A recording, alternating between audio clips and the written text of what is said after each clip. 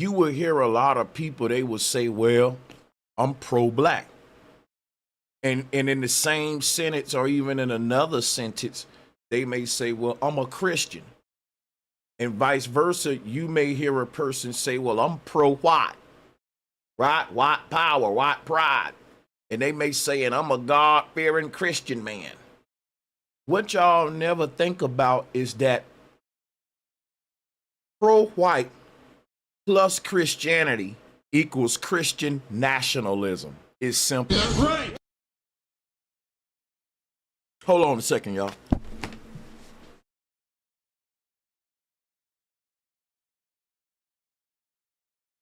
Pro-white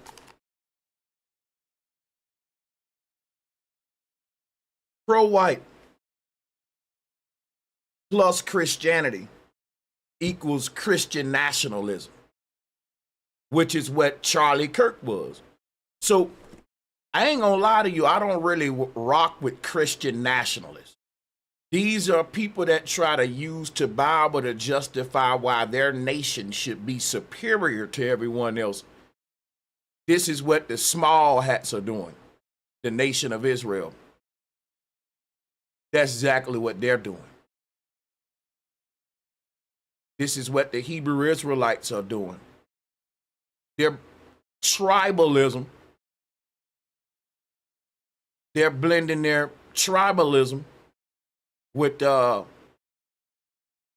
Christianity, but as a Christian, Christianity is now your tribe. You can't have no other tribe but that.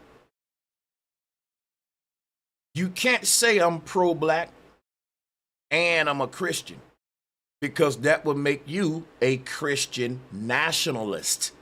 And you can't condemn Charlie Kirk for being something that you're trying to be. If being a Christian nationalist is wrong, it's wrong when anybody do it. Pro-white plus Christianity equals Christian nationalism. Pro-black plus Christianity equals Christian nationalism. Because you're then gonna have to use the Bible to try to blend in your social political identity. And you're gonna have to bring up things that Christ wouldn't even give a fuck about. That's right. I'm telling you right now, we'll open up the call lines. I've already thought this through. Think about this. If Christ cared about civil liberties for black people, why, when Christ walked the earth, he didn't free no slaves? Oh my God. Now, I'm the first person to ever say that on the internet. And now they making memes out of it. You ain't heard that before, Sanchez. I was the first person to say that. I said, you know, black people were slaves when Christ was walking the earth. Christ ain't do nothing about it. Christ walked right by the oppressor, oppressing you, and healed that blind man. That's right. Christ walked right by the oppressor oppressing you and healed the sick man. He didn't free the slave. Now, Christ had all these magical powers and he can walk on water, but Christ couldn't take them shackles off of niggas. But somehow Negroes is his biggest followers. That's another story. Y'all got this Christ thing all wrong. Here's what you need to know. According to what Christians teach about their own theology, you can't be pro-black or pro-white or a nationalist and a Christian. It just goes against the Bible. Because listen, Jesus was anti-establishment. So tell me the nation that Christ belonged to. Tell me the nation. He belonged to the nation of Israel. So if you're saying that the nation of Israel, right, is Christ's kingdom, why don't Christ rule it today? Ooh.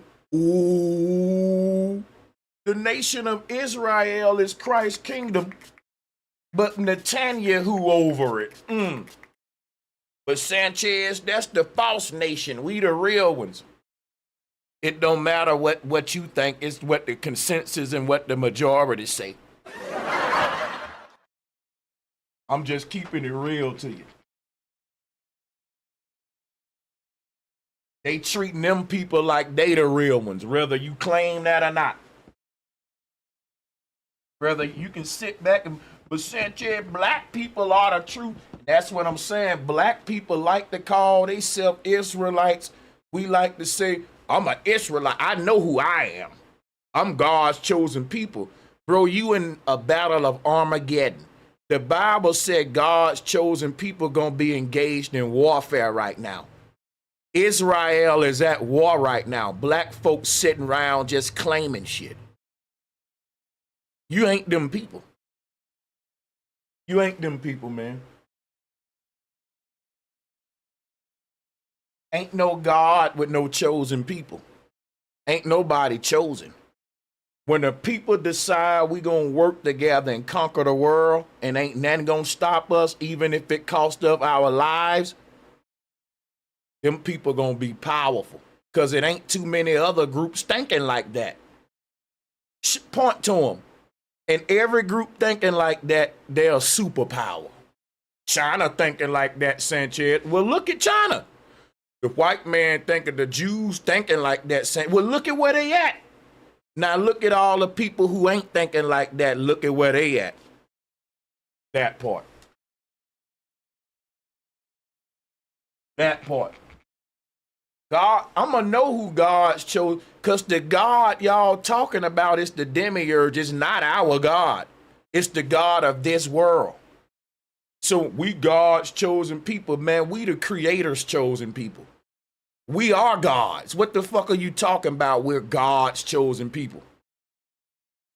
Our people are a people of God. We are gods and goddesses, man, for real. That's right. God is a lesser title to the Creator. Don't nobody care about the Creator. Everybody I love my God, and he's a white man with blue eyes and blonde hair. Gods ain't nothing, dude. And y'all don't know that a God ain't nothing, bro. Ain't the highest title in spirituality is the Creator. When a person say, I'm God's chosen people, guess what I ask them? Which God, nigga? Which God chose you? Because you know Buddha got a chosen people too, and they doing good over there in Asia. Allah got a favorite group. They thriving in the Middle East. And this God named Jehovah got a favorite group over here that's ruling everybody. Damn. You thought it was one God with one chosen people? Stupid. Why do you think God is the end all be all? Who did the Creator choose? All right? Who did the Creator choose? Guess how you answer that question? Who does the creation favors? It's two groups of people on this earth. One of them are built for creation, and the other one is a humanoid that got to terraform the earth in order for it to survive. And that's what's going on now. And when it terraforms the earth, it got to terraform you too, because you're not going to be suitable for the new environment. They're creating an earth that's suitable for humanoids, not humans. The people that was on this earth before Adam and Eve were not human. That was the Bible way of telling us about these humanoids.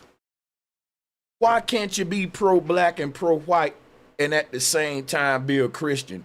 In the book of John 18:36, it says, my kingdom is what? Not of this world. That's right. When a person says, Sanchez, I'm a pro-black and we got kingdoms on the earth. I'm a king, I'm a queen. I'm going to say, bro, I'm a God. My kingdom ain't even of this world. That's right. My kingdom can't be destroyed. When every kingdom on earth is decimated, my kingdom up here gonna still be standing. See, you people want to be gods today. And excuse me, you people want to be saints and you want to worship gods today. But you don't realize you were gods. And you fell down here. And see, the thing is, a lot of y'all don't realize you're in hell right now. And you're a fallen angel. That's why you looking for a Messiah. You're a fallen angel that got to remember, damn, I got wings. And when you remember that, you can go back up there. And when you rise back up there, you won't be a fallen angel. You will be a risen God. That's right. Just like Christ was. You see, when you drop a seed in the ground, it's just a seed. But when it grow up and break through that ground, it ain't no seed no more. It's a plant. Transformation take place with ascension. That's right. What's up, brother Nasir? You can't be pro-black and pro-white or nationalist while also being a Christian or a Muslim. Shout out to my brother Nasir. I'm just throwing something out there. This is my little theory. It says my kingdom is not of this world, meaning that I can't pledge my allegiance to any earthly kingdom. I'm lying if I do that. How the fuck I'm gonna be allegiant and loyal to man's little earthly kingdom that God laughs at? God is like, man's knowledge is fool's knowledge. How I'm gonna pledge my allegiance and be loyal to that when I fully wake up and realize I'm part of a heavenly kingdom and I can't cheat on that. I gotta be loyal to that. So when Jesus came to the earth, he didn't pledge his loyalty to any nation. He was loyal to the kingdom of heaven, and he said that kingdom was also within. Jesus wasn't pro-black, pro-white. He wasn't pro-Israel. People may say, but Jesus was an Israel. He was a Jew. Jesus was a goddamn people's person more than anything. But Jesus was born in this land, so he was a such and such, but Jesus didn't acknowledge his nation, which is why everybody wanted him dead.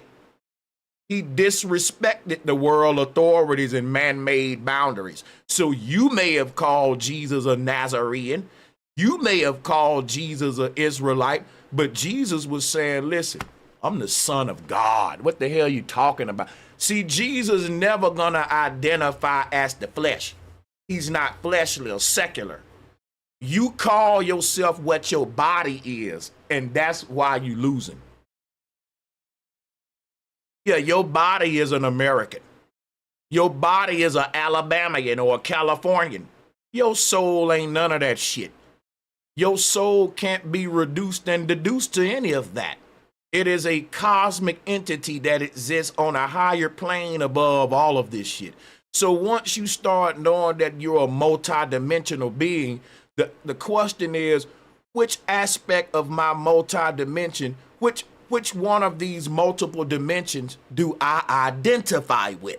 Because I exist as a lower vibrating physical form of myself called Bro Sanchez. I exist as a higher form of that you can't see. And that's the soul inside of me. He has a higher form even above him. That's like, bro, you still can do better. And one even above him that's like, bro, it gets better. And these different versions of yourself get better as you ascend. Which is why it was taught not to get attached to who you are in this world, because that'll be like me falling in love with the second grade. It's so many more grades ahead, third, fourth, fifth. And each one gonna create a different version of me. In John 18:36, it says that my kingdom is not of this world. If the kingdom is not of this world, then any attempt to create a Christian nation under worldly government is rebellion against his spiritual order. That's right.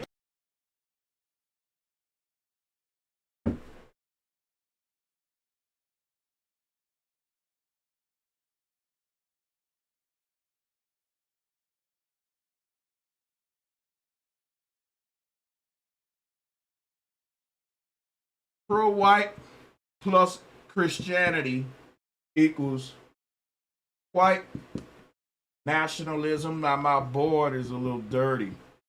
I think y'all can see that fine.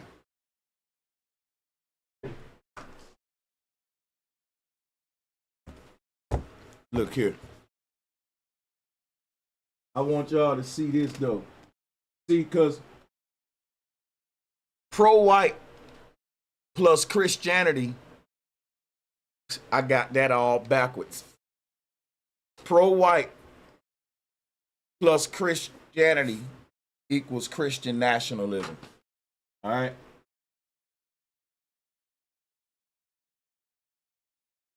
So, but my point is this.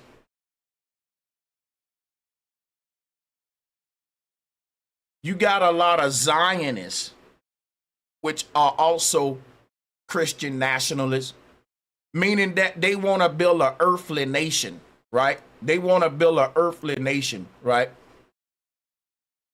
In Christ's name. That is called the Internet of Things, the digital government grid that's coming. Some call it the New World Order. In the book of Revelation, it calls it the Kingdom of Zion, and that the dead will be risen and all the saints will live on earth with this Christ God. The Christ y'all worshiping ain't the true God. And this is why so many people gonna turn away. They gonna say, Sanchez, you wrong. So many people gonna debate me on that. But this white dude with the blonde, this dude named Jesus is not the true God. It's a modern form of Zeus. Zeus was the chief god of the ancient Greek pantheon. Let me give you some knowledge, right? Because y'all gotta realize something. The church is very old. The church is older than Jesus Christ. The question you gotta ask, what was the church's God before Jesus Christ?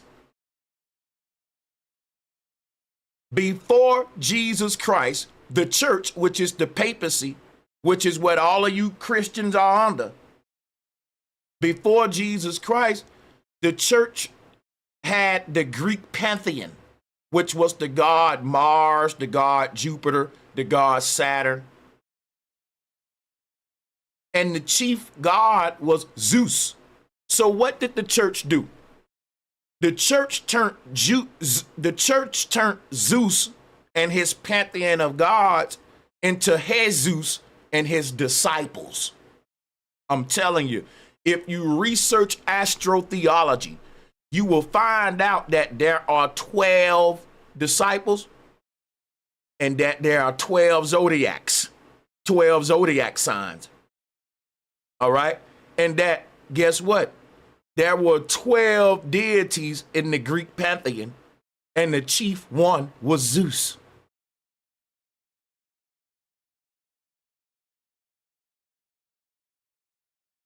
The church didn't do nothing but put a new face on their old religious system. And that system is not the truth. It doesn't lead us back to the true God of resurrection. And I'll show you what I mean, right? Here go your Christ that y'all love so much that you fight me about. Let's pull him up. You see him right there? Did you know that the church desecrated our indigenous gods, like the one I'm about to show you now? This God's name is Nzambi. Look at this God. Way before you had Jesus Christ getting up out the grave, look at here. You got the God Nzambi. And the word Nzambi is the word zombie, because a zombie is a person that beats death. Jesus is a zombie. Jesus is basically a zombie. But what is a zombie? A zombie is like a Frankenstein. A zombie, let's say if a human die right now, but we got the technology to bring him back to life, we would say he's a zombie or a resurrected human. He was dead, now he living. Technically, you're a zombie, right? And they would resurrect you with a brain-computer interface. And that's how all of the zombies can be controlled by what would be the word? The server, the host. What would Elon Musk be for everyone with Neuralink? Because he could basically control all of them from the inside out and have a nation of these zombies. But we've done this before. The ancient Africans were very advanced with technology. Everyone learned from the Egyptians, but they were raising the dead with the same technology Elon Musk is bringing to the earth today. But the reason why I'm showing you this is because this God predate Christ. And they were taking a lot of our ancient indigenous gods, blending their papacy traditions onto it. And today, you have this white guy that's posing like your ancient indigenous God, but the story behind it ain't gonna make you great. It's gonna make you get on your knees and pray to the white man and beg to him. How far has that gotten us? If y'all really want to know the truth, the reason why the people can't regain power is because the church is a house divided. And who divided that house? The people who divide and conquer. That's all they do every day, those in power. What do you mean, Sanchez, that the church is a house divided? Well, when I went to church, I didn't just go to church. I went to black church. There's black church and then there's white church. And these don't coexist. They exist segregated. And one thing that's so sad about that, if you look at the regular society with black and white people, of course we ain't segregated no more. Everything is integrated, even though it may be still a lot of racial tension. For the most part, blacks ain't drinking at their own water fountain anymore, type stuff. You know what I'm saying? But if you look at the church, the religious world, everybody's still in segregation time. I'm serious. If you would just look into this world from a religious perspective, you would think we're still in segregation days. Because when you go to a white church, you don't see black folks. And you go to a black church, you don't see white folks. And the music sound the same. The white people church got more of a country, little honky-tonk, little Garth Brooks and Jesus. Well, I keep my parent, I put my trust in him. You know, if you ever went to a white church, it ain't like the black church, because you know in the black churches, they're like, oh, Jesus, hey, man, hey. You know, they going all crazy. You know, in the black church, you know, how I got over. Tell me how I got over. Yeah. In the white church, you know, put your trust in Jesus. And I'll put my hand and I'll tell him I'm going to call on him. Come on now, baby. And I put my trust in Jesus. And the white church. See, and it's segregated. And I be like, damn, why is the Holy Ghost so segregated? Black folks and white folks listen to hip hop together. But in the church, them same white boys that like hip hop, when it's time for them to go to church, they don't go over there with all that hooping and hollering with the black folks in that church. Them white folks go and get them some of that Jesus. And I'm telling my dog and my cat, and I'm in my love. You know, I'm just making shit up, but you get the vibe, niggas. It's very honky-tonkish in the white church, you know? So, yeah, Elvis could be in the white church choir. Now, check this out, right? See, the thing is the church is a house divided, it's segregated. Right? When everybody in America come together, blacks and whites every day. But when we go and pray, they go to their church and we go to ours. The most segregated place in America is the church. I can't even make that up. That's right. And who did that? See, the thing about why the people ain't gonna get power, because the people who pray the most struggle the most. You got poor whites going to church and they putting their faith in Jesus. Come on now, and you know, and they ain't getting nowhere either. And the black folks, oh Lord, oh, and they still ain't getting nowhere.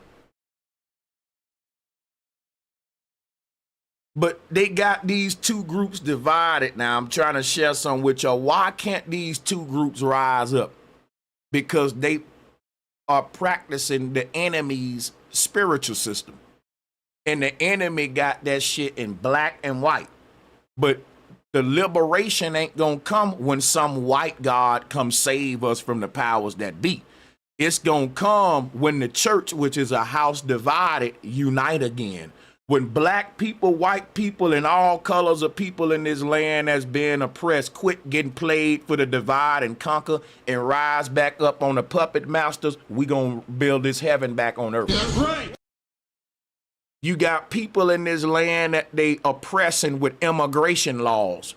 And they got black people saying, man, we need them immigration laws. They taking our jobs. Let me tell you something. If the people in power get the hell from over here, we can leave them gates open. And the people who y'all trying to keep out, them was our brothers and sisters. We had a fucking land over here with a nation that was thriving before they divided and conquered us. Facts. And this ain't no race thing. What people gonna have to realize is that we've been lied to in history. All of these continents have been integrated and multicultural for thousands and thousands of years. That's right. You got the, bro, let me tell you something, and I'll debate this. I don't even think there's a beginning to time. But I think no matter how far you go back on this earth, you ain't gonna never find a continent that's just full of one race only. That's a fairy tale. Impossible. You can't find a continent today that just got one particular group of people on it.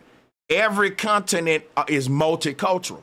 But Sanchez, some continents got more of one group on it. Okay, I'll go with that. But I don't think there was ever a time where every continent won multicultural. How did some nations end up with more of one group on it? Because I think the race was really a breeding race. Some groups over thousands and thousands of years populated more. The Bible said be fruitful. So whoever obey that the most gonna be the powers in numbers, right? If a person say, well, my people don't have enough, ain't got the same amount of people as yours, then somebody can say, well, did your people obey the Bible and be fruitful? My thing is this, there was never no land with just one race of people on it. I know people want to believe that, but I just think that that's so far-fetched and a reach. Because if you think about nature, it creates natural diversity in its ecosystems. If you really can't have a land with just one group of people on it, and because if you wanted that land to fully thrive, you would need diversity. Why? Because there are other groups of people with technology you ain't got, and you got technology they ain't got. This creates a world trade system in the ancient world to where people got to work with people. Otherwise, you're going to be technologically left behind. That's right. And in a world where, let's talk about Tartaria. People ain't competing saying, I want my nation to be better than yours. There are a bunch of different nations on earth at some point that are agreeing we got the technology to build heaven on earth. Oh, we can make one big connected grid. We can build these towers all over the earth, and everyone can connect and have one language. That's what the internet doing. The internet is an ancient system that they rebuilt in modern time. That system is called the Babel Tower system. But the Babel Towers, plural, were the first 5G towers on Earth. So these towers that the ancients built weren't just decorative rocks. The ancients said that these towers allowed them to communicate with the dead and with loved ones. They'll try to reinterpret that to make that symbolic of some talking to spirits. But no, they were talking to people that wasn't there, like what you do on your phone. The way they retelling history make you think that the ancestors were tricksters and magicians versus engineers and tech gurus. But that's important to know because it's going to segue to my point on why black people and white people, poor ones, I know y'all don't like that word, but you comparing yourself to Donald Trump and the small hats, you poor, my nigga. Now listen to me. We can't rise up because they've divided and conquered the people. If you think about what I'm saying, right? Everyone hate each other, but they love the system. You got the black church, white church divided, but they all got their favorite politicians who working for the same world power. You see the trick? So all the people in the white church will support Trump. They would be far right MAGA hat wearers like Charlie Kirk. And then the people in the black church gonna be Democrats. So they've separated the churches, and that segued into how America itself became a house divided with Democrat and Republican. Because when you really think about it, the papacy own our government, and what the Vatican has done, it created two political ideologies that would suit the poor whites and one would suit the poor blacks. And through those two political polarizing ideologies, they were going to divide and conquer the main two groups that if they united would overthrow this system. But now they making those two groups faithful to the system by making the black people express their hate for the white people through the liberal system, and by making the white people express their hate for the black people through the Republican system. And this is why black people don't want to go to church with white people.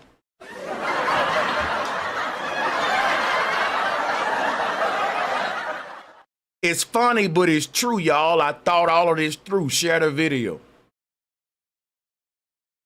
You ever wondered why the church so segregated? Because the church is an extension of politics, y'all. Seriously. You ain't gonna have black people and white people in the same church, because black people in their church are praying that white supremacy will stop, but they asking a white God to stop it. Now the white people are in their church praying that God blesses America and make America great again. You see what's going on? And ain't none of these two groups of people coming together saying, hey, man, we the saints that's being oppressed. You black, I'm white. But these Zionists are oppressing both of us equally. And we the two groups that's doing the most praying, and we ain't even getting the most blessings. They bamboozling us, got us both divided and behind these religious and social political barriers.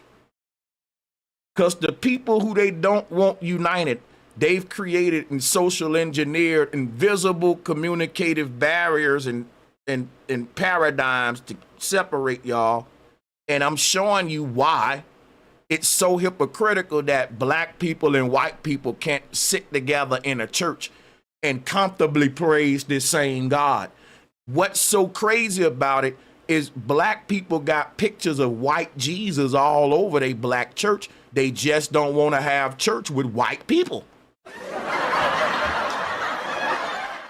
Somebody can stop me when I start lying. I've thought this through.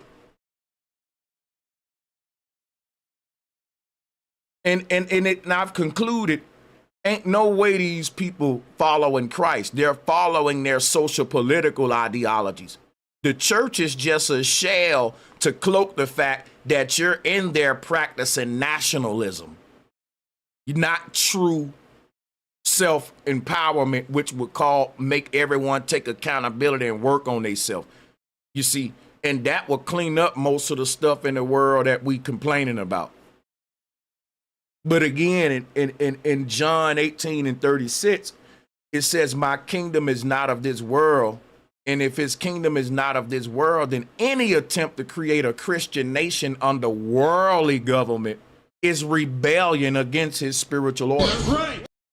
The gospel never called Christians to build earthly empires, but only to build disciples.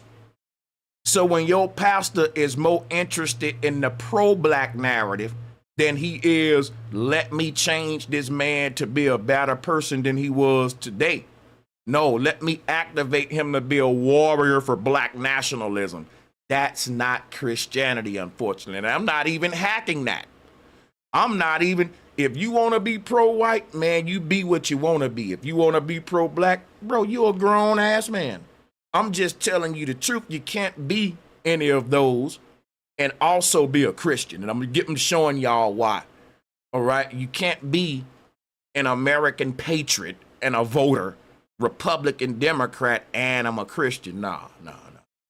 You can't be pledging your allegiance to one man's earthly kingdom while saying I'm part of this heavenly kingdom up there. I'm part of a kingdom up here. And the dude who over this kingdom is the God over everybody. Now, if you belong to such a kingdom, why the hell would you pledge your allegiance to anything else, man? That's right.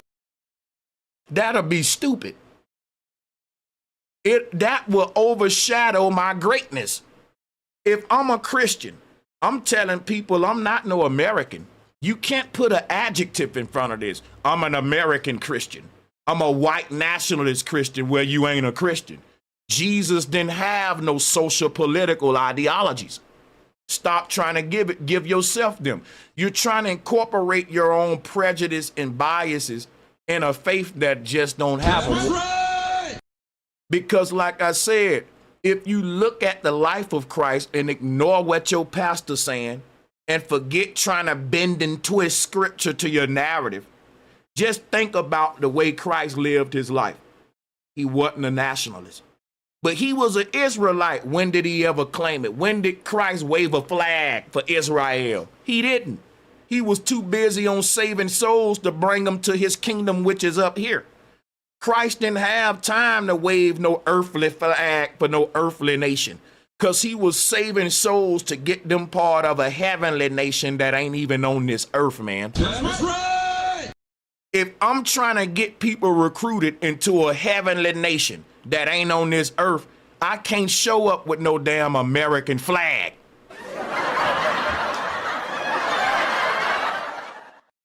You need to show up with the flag that represents your heavenly nation. And you can't be trying to claim two damn sets but I'm both of them where you ain't neither of them. Because to be an American nationalist is to be anti-biblical, which is why God is going to destroy all of these earthly nations. Ain't none of them using a military for God's glory. They using it to enrich man. So why would you be part of that? That's like me rejoining the military after I know that I'm fighting for corporations and I'm not even fighting for the people. That's right. I'm smart enough to know when I die, it ain't for liberty and equality because we ain't even getting that. I'm simply dying for rich man to stay rich. But I'm supposed to be dying for Christ to be glorified. You got to pick one. And all of the Christians that don't want to pick one, the Bible said it'll pick one for you. You on the side of evil. It ain't going to make you choose good. The Bible ain't gonna beg you to be part of this thing that I'm part of. That's why I said most of the church gonna go to hell with the great apostasy. I want to know how the hell are you following Christ's kingdom and your country's agenda? Because the agenda of America is anti-biblical and anti-Christ. Which is why the Bible told you don't take the damn chip when they try to give it to you. And it's warning you don't trust these people. So why are you voting for them and being loyal to them, doing a ritual pledging of allegiance to them, or being patriotic to it when these people are in the bed with the papacy? This is the system that would have crucified Christ. Now they've adopted the symbol of Christ as their religious figure, which is why the Bible calls them the synagogue of Satan, because that image of Christ that y'all worshiping ain't gonna get you to heaven. It's gonna get you right here on earth, chipped up in the kingdom of Zion. Read the book of Revelation. Christians don't go to heaven. When they raise the dead with the Neuralink chip and they make all the Christians immortal because they gonna follow the beast, that's gonna be their heaven. They ain't never going up there. Only the people with their eyes open, according to Revelation, the woke folks. The third eye, them the ones going to the true heaven. Not even the church going.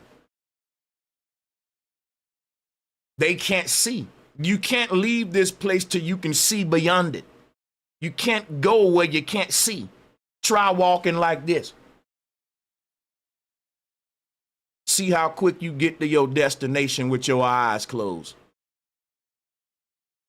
Y'all following a God that got you blind, and he's blind. And can't none of y'all lead the next one to the highest heaven, which is why this thing gonna climax with an earthly kingdom on earth. In a zero crime dictatorship where everybody being watched by Big Brother. The people that wrote the book of Revelation knew that. They said when the world ends, that's the new world that's going to rise up. And when the Bible's saying that the world going to end, it ain't saying that the earth going to be destroyed. World means a way of living. So you got third world, second world, and first world countries. Your world is dictated by your way of living. America used to be a first world country. We more becoming a second world, and we will slowly become a third world over time. But the world has nothing to do with the earth. Worlds are destroyed and rebuilt every time. A world is just a system of living that a people has in a particular land. And our way of living as we know it is changing. It's about to be destroyed. It's going to be very uncomfortable because we've gotten used to this system for the past hundreds of years. And now they going to a digital system with more control. The earth ain't going nowhere. Everybody going to still be here, but our world will be destroyed. That means life as we know it is going to be something we can't even resemble in the future. It's going to be so technological. So you saying that you're following the true God of heaven's agenda, which is what Christ represented in his lifestyle. Christ's lifestyle represented what you got to do to get to heaven. And that's rebel against the world system, not go on Pledge of Allegiance and be voting and shit. Christ was basically a tinfoil hatter that was saying they don't really care about us. Christ was like Michael Jackson. They don't really care about us. It don't matter if you're black or white. That's what Christ was pushing. And he had to die because the Caesars was pushing division. Divide and conquer. And it was pushing and the Caesars was trying to make the people think that they really cared about the people. But Jesus was on that Michael Jackson shit. They don't really care about us. And when they was trying to put the blacks versus the whites, Jesus was on that Michael Jackson shit. It don't matter if you're black or the same kumbaya shit that I'm on that's going to get me crucified by the black people full of hate and by white people full of hate. I'm in their way because I won't let them hate each other and work together to get the one that's really exterminating all of us. Think about that and let that sink in. Shout out to Sally McDermott. Bro, you built the community of all shades of colors that flock with you, and we can do this. That's right! And here go the dangers of being pro-black or pro-white in Jesus' name. Once you attach Jesus to a racial movement, you already distorted his message, because Christ didn't come to make people racial warriors. He came to make them new creations. That's right. So if you read Galatians chapter 3 and 28, it says, there is neither Jew nor Greek, for you all are one in Christ Jesus. And this was the words of Christ himself. Christ was basically saying, listen, you ain't no Jew and you ain't no Greek. We all one. We all one soul. Everybody with a soul, we're literally all one being that is existing as its own form of that one entity. Even Plato taught this. Okay? So everybody with consciousness, every sentient being is already one big interconnected network of souls, of frequencies. It's beautiful. Shout out to Hydrogen. Thank you once again for your continued support.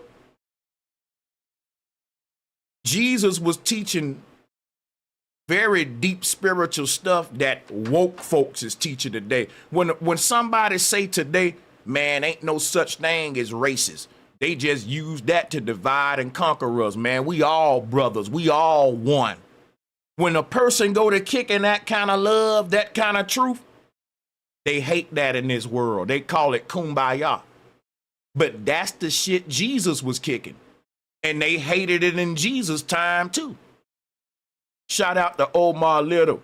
He said, Tron Aries is coming out exactly the right time. That's right. Thank y'all.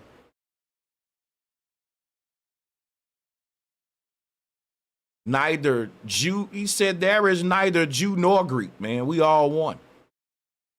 That'll be like me having a flat power meetup and everybody show up with their flat power shirts on.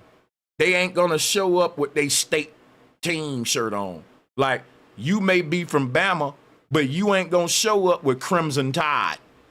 Another flat power dude from New York, he ain't gonna show up rocking a Giants jersey. The flat power people in San Francisco, they ain't gonna show up at our meeting with their Niners gear on. That'll be divisive. That'll turn our flat power meeting into a debate about who team is the best, instead of us coming together to edify and build together to work against the powers that be. You see how this example is showing you what they doing? Think about it. No matter what state you from, it don't matter. It matter what state you in. That's right. Boy, that just came to me from the ancestors. Fuck what state you from. What state are you in? Because me and you in the same place. I don't care if you miles away, my nigga. Did you hear me? Facts. I don't give a fuck if you're flat power in Africa right now. Me and you in the same place. Why you tripping? Because if you weren't in the same state of mind that I'm in, even if we was sitting by each other, we'll be light years apart. You got people around you every day and it feel like they so distant because they ain't in the same place you in right here.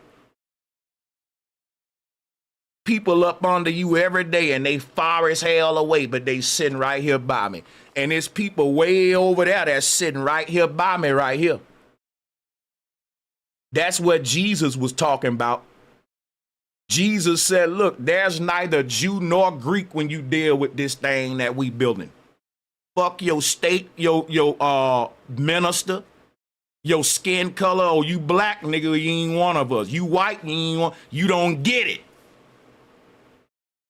You see what I'm saying? See, because when all these people in power come together, they be one united power against all of us. Now, on the surface, they act like, well, I'm a Democrat. Well, I'm a Republican. You know, well, I'm a pro-gun person. Well, I'm an anti-gun person. All of them people working together to keep us divided. And when they get in their little lodges, all of them Freemasons at the end of the day. So it don't matter if he's a Democrat, he's a Republican, he's a damn Islam rabbi, and he's a Christian pastor, but they both go to the same Masonic lodge. Apparently, they're identifying as some greater behind the scenes than what they're identifying in front of everybody. That's right. Don't fall for the game. Shout out to Alabama Nigga Nation. He says Sanchez has been anointed by the Holy Ghost of the ancestors. That's right. I do what the pastor should do on a Sunday. That's unite the people. That's what Christ did, but these pastors work for the state, which is why they're only going to keep this house divided. And a house divided can't stand. And you got to be able to stand up to fight. You can't fight if you can't stand, and you can't stand if you're divided. The early church had every race and nationality under one spirit, not under one flag or one skin tone. All right, keep that in mind. Race pride will always lead to partiality. James 2:9 says that showing favoritism is sin. Being pro-black or pro-white replaces identity in Christ with identity in flesh. That's right. Tell me I'm lying now. I'm going to beat y'all up with this Bible that y'all say y'all read, you pro-white Christians, you pro-black Christians. I don't like Christian nationalism, and I don't like it when a black person try to be a Christian nationalist. I don't like when anybody try to build a specified nation. With this book, under your own guidelines. See, the thing about it, right? The thing about it is, this book don't care about your skin color and none of that. It care about what frequency you on. This book don't care if you build a nation. It said you need to build a heavenly nation, not an earth one. The saints need to be building a heavenly nation. That's the only nation that can destroy all these earthly nations because it's above it. Now, what did the Bible mean by building a heavenly nation? Jesus said a kingdom of God is within. What is heaven? Basically, the definition of heaven is peace, which is balance. Everyone who's seeking peace and not hatred, not war, we the children of God, we got love and innocence in our heart, not war and anger like the people in power. Look here. That's right. How do you build a heavenly kingdom? You don't build it by getting all the black people together. You build it by getting all the heavenly people together. It's called a heavenly kingdom, not a black kingdom, not a white kingdom. But if this frequency that they call heaven is something you vibrate with, this is the kingdom that the Lord is calling to stand up at this time. It is the only people that can destroy these people in power. And you know why? Because the people of heaven are the people that's on earth teaching balance, while everyone else teaching chaos and inequality, which is the opposite of balance. And see, the thing about the word heaven,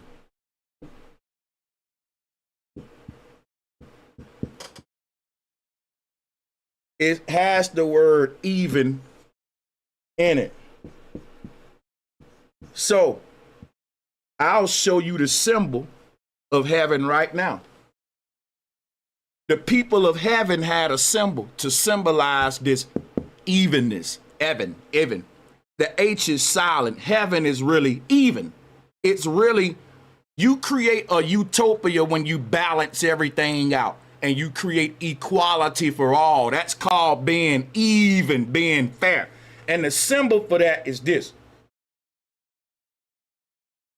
Even. The yin yang is an even symbol. This symbol literally is a sigil that embodies the law of heaven. You know why they don't like this symbol? Because this symbol wasn't created on this earth. This is a symbol that we brought from the upper dimension. When you standing above the earth, looking down at the circle of the earth, guess what you see? The sun and moon in perfect balance. I'm going to say that again. When you were a God in heaven, you looked down upon the waters of the earth. You hovered above read the Bible. God hovered above his face over those waters. You saw this entire world before you entered it, and this is what it looked like to you from above. You saw one side night, one side day. You saw the sun and moon going around in perfect balance, and that's supposed to teach you before you even enter this world the rules of it.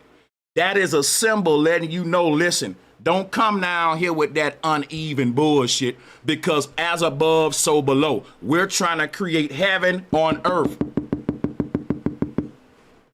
In heaven, it's even, it's balanced. So when you go to earth, you're greeted with symbols to tell you to maintain that balance even in the lower realms, as above, so below. If we don't, we will create hell. Because all heaven is when all of these parallel realities, everyone being treated fairly. Everyone being treated right. Even. He ain't got more than him. See, that's the opposite of capitalism. The heavenly kingdom ain't no rich and poor. Ain't no classes in the heavenly kingdom. So when you try to say that you're part of the heavenly kingdom and your nation's earthly kingdom, they're not even compatible. That's right. The earthly kingdoms are ran with capitalism. They ain't ran on balance. They ran on chaos. You just can't serve two masters. You're gonna have to choose. Which kingdom are you a part of? And if you choose the heavenly kingdom, you gotta start right now fighting for the people. You gotta start right now helping to restore balance on earth. Or you working with the enemy. It's either or. You can't do both. Either you on this earth restoring the balance, or you earn this earth part of the problem, keeping the chaos and the inequality going. And that's what let me know if you're an angel or a devil. And you can't be claiming that you're a saint or an angel and on the heavenly side, but I'm showing you you're not. The Bible told you you're not. You're a nationalist. Quit putting Christian on it. That's why I didn't want to claim the word Christian. I'm a Gnostic. I'm a Gnostic. Yes, I follow the life of Christ. I want to emulate Christ's lifestyle. I think that if everybody look at the way Jesus Christ, I don't care what color you want to make Christ. I don't care if you think Christ was real or not. Fuck all that. Look at what the book said about what the man, how he lived his life, and emulate that, and everything will be all right in the world. That's right. We don't even need pastors and shit talking to us, trying to interpret scriptures. We don't even need scriptures, because all of them was written by prophets who was liars and who was working for the church. That's right. Especially that deceiver named Paul. You didn't need none of that. They didn't even have a Bible when Jesus walked the earth. All they had was an example through Christ of how you need to live your life. People got a whole big ass book and they still living wicked. I'll tell you what, get rid of the book and let's just tell them, hey, that was a dude named Christ. This is how he lived his life. Follow that. That'll be Christianity. We don't even need a Bible that's written by the Freemasons and King James. All we need is an example of how to live, and the Bible gave us that with Christ. But we don't look at that example. We make doctrines that support our social political ideologies. That's why the church got so many denominations, because everybody trying to incorporate their political values, their fucking politics, their racial identity into the spiritual system. And that's the opposite of spirituality. You're supposed to leave all that at the door. Shout out to Joe Flo. Thank you for your support.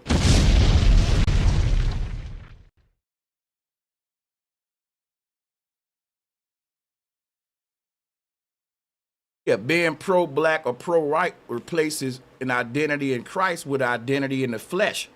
Romans 8:8 says, those who are in the flesh cannot please God. And that's why I'm telling you, think that a pro-white can please the true God? No, he can please the leader of the clan. You think that a pro-black is pleasing the true God of the creation who made them stars and that sun and moon? No, he just pleasing other pro-blacks. He part of a cult. And if you don't do what they say and live how they live, you ain't gonna be in our pro-black cult. And these pro-blacks literally think they can be Christian. You can't be a Christian. You can only be a Christian nationalist. And you would then be doing with the Bible the same thing you demonizing the white man of doing. That's right. Trying to use scripture and speak for God as if he favoring a certain group.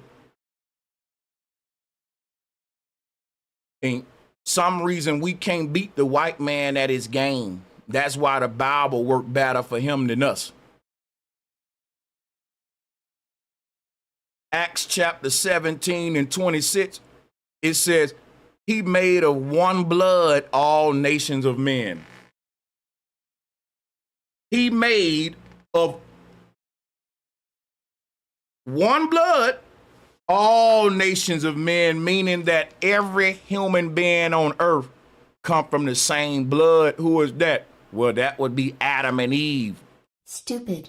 That's right. Crazy.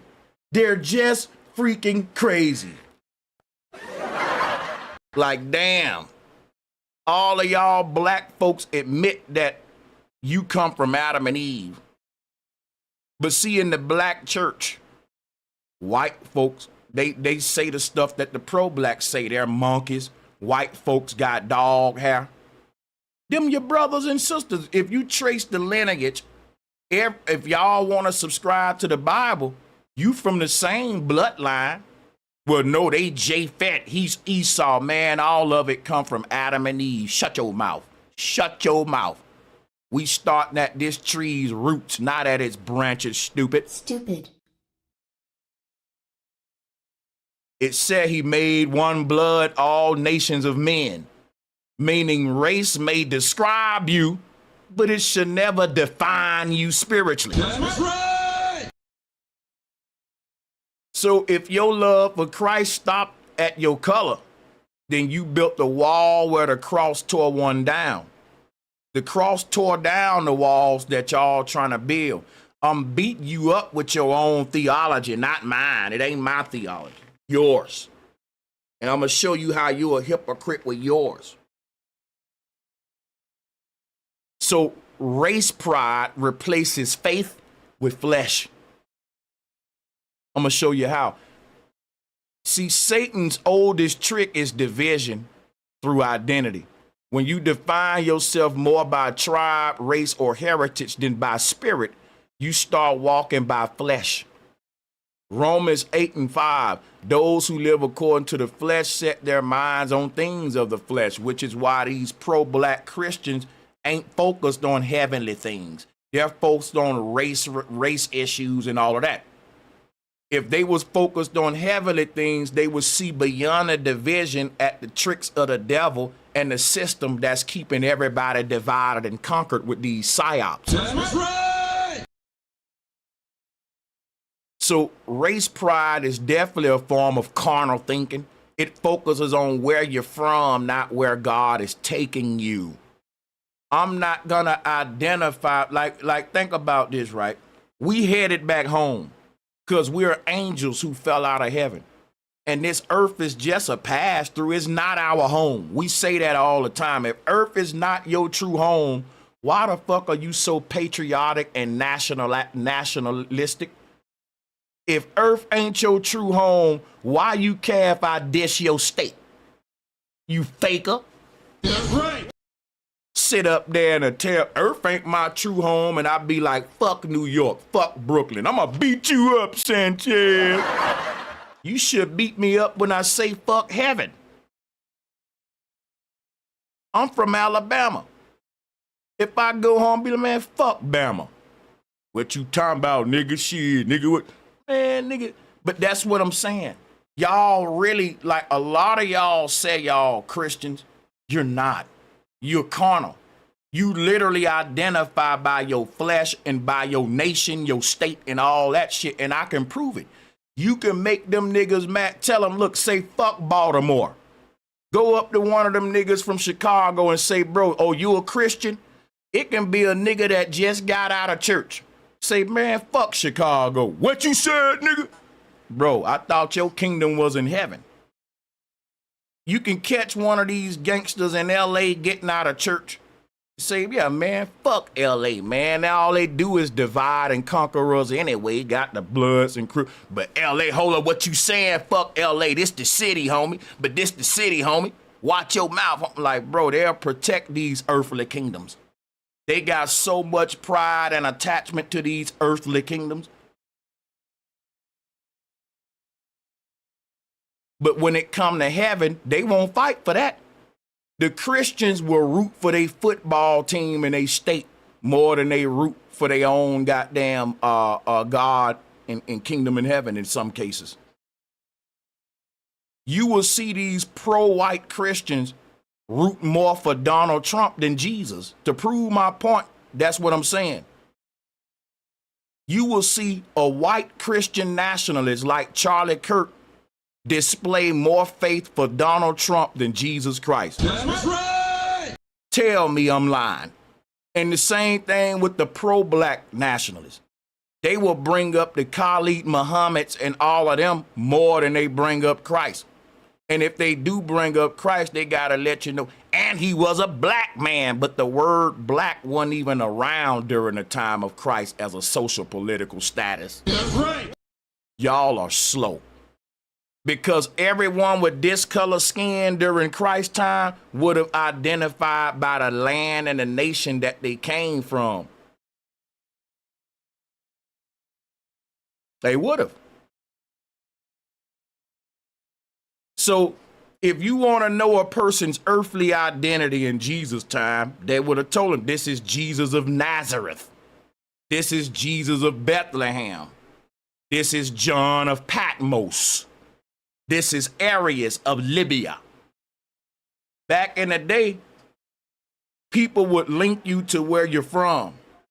But that's why I said it's secular. This is what Caesars did. If a Pharisee wanted you summoned up, they would say, go get Sanchez of Alabama. This was your work. This is like your damn driver license in the old days. And what Christ was saying is, you're not the name on your driver license. That's like all caps. He's saying you ain't your flesh, which would be your straw man on your license, your all caps, you your spirit. The people in power identify as spiritual beings, even though they don't have a spirit. You got a spirit, but you identify as a fleshly mortal creature with your birth certificate, social security, and all that. So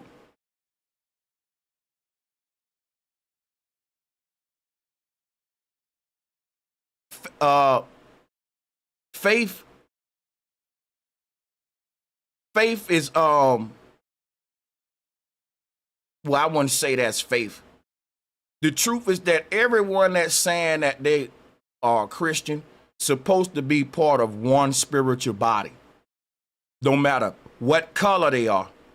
But it show you that there's BS because the white people in their churches and the black people in their churches. So what people are really saying is, I'm a black man before I'm a Christian. And they even have movements, hey, black first, white first. Because that's just people identify as their skin tone in this world, not as their frequency, their thought paradigm, and all of that. And people are even see your skin tone and assume that you have a certain way of thinking without even giving you the opportunity to express who you are. because that's just how dumb the world. Again, they're saying you are your skin tone. The Bible say you are what you think. The Bible say, as a man thinketh, so is he. It didn't say, as a man's skin tone, so is he. It didn't say, as a man's melanin concentration, so is he. The Bible dealing with your mind frame. It don't matter if you black, white, Asian. If you're mentally ill, they're going to say you're autistic. That is your own group and your own frequency of people who operate under your mental mechanisms. And it is people all over. And there are people in this world that forming bonds based upon the way of they thinking. And the people that run the world, they come in all different colors, but they have a bond based upon they all think the same. They all think like the pharaohs in Egypt. Capitalistic, greedy. They want the rich above the poor. They want to be able to control people, oppress people. So they're not making a union because you black and he's white. They're making a union because he's evil, he's evil, he's evil, and he's fucking evil too. Right. This world is good versus evil, and it got you saying black versus white. And you think, well, I'm going to join the forces of good by getting on team black. Or I'm going to join the forces of good by getting on team white. Black and white team will never lead to the righteous side because all of them are your voters that's choosing the lesser evil to keep them divided and conquered. That's right. That's a cycle of an endless cycle of repetition of chaos and division. And the only way out is just to outgrow your racial bots that they giving you in this world. That ain't who you are. And yeah, you're going to be outed. If you're a white man talking like this, it's going to be hard for you to move up the ladder in white America because most of the people in power were put there by the system and they're there to perpetuate white pride and white nationalism to keep the division going. So there's an incentive for a young black man, for a young white man to grow up hating black people, even if he don't know them. It's just because it's embedded into his race that me having vitriol for this group will even take me higher in capitalism, which is why a lot of black coons start turning on their own people and they get rich too. So there's a monetary incentive we can't ignore with this. So, you know,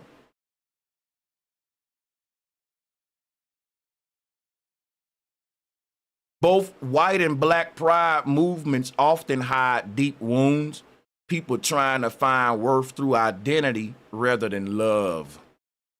That's a bomb right there. It really is, though. 2 Corinthians 5:17 says, if anyone is in Christ, he is a new creation, basically a new bloodline and a new tribe, a whole new identity. In other words, when a person say, I've given my life to Christ, you no longer even a black man. You now a saved man. You now a heavenly man, a righteous man. And anything else you call yourself or be belittling yourself after that. Why would you want to call yourself anything other than the highest title on earth, which is I'm a Christian and I'm part of a heavenly kingdom? The moment somebody say, well, I'm a black man, well, you ain't proud to be a righteous man. You got to pick one. And if being a man of God is the highest esteem to you, you wouldn't even claim shit else. I'm just saying. That's right. I'm just saying. If I got a broke down Pinto in my backyard that can barely drive, but I got 10 brand new Ferraris, do you think I'm gonna keep bringing up the broke down car the most when people ask me about my cars? I'm gonna bring up my good Ferraris. So you should bring up your initial identity. Who do you see yourself as, a black man or a Christian? Do you see yourself as a spiritual man or a white man? Because if the white man say Sanchez, I can have white pride and still be spiritual. I'm going to say you're a damn racist, bro. You saying you want to be spiritual, which means what? Heavenly, even, balanced. But you still want to practice white pride, which is putting your particular group above others. That goes against being heavenly, being even, being yin and yang. You can't do them both. There will never be a race of people that's one race, one skin color ruling over everybody else. It's going to always be a United Nations of global or world power of rich elite people of all skin tones doing it together. They can't. You think it's just one skin tone ruling it all? Go look at all them nations at the United Nations. Most of them African nations with black representatives selling their people straight to the beast like the Bible told you all the world leaders would do. All of them are different skin tones working together to oppress the entire world, while all of them different color skin tones are trying to push propaganda to make us work divided, black versus white, Asian versus Hispanic. But yet when you go to the United Nations, you got South American leaders right there with Chinese leaders. You got black ass African leaders sitting there laughing it up with European leaders. And then you come down to the ground, the Pan-Africans hate the KKK. How that makes sense? How when you get to the top, everybody's sipping wine and chilling and shit, running the world together, keeping us divided. And you get down to us, them same skin tones hate each other and won't work together. Boy, they did a good job when they set this shit up this way.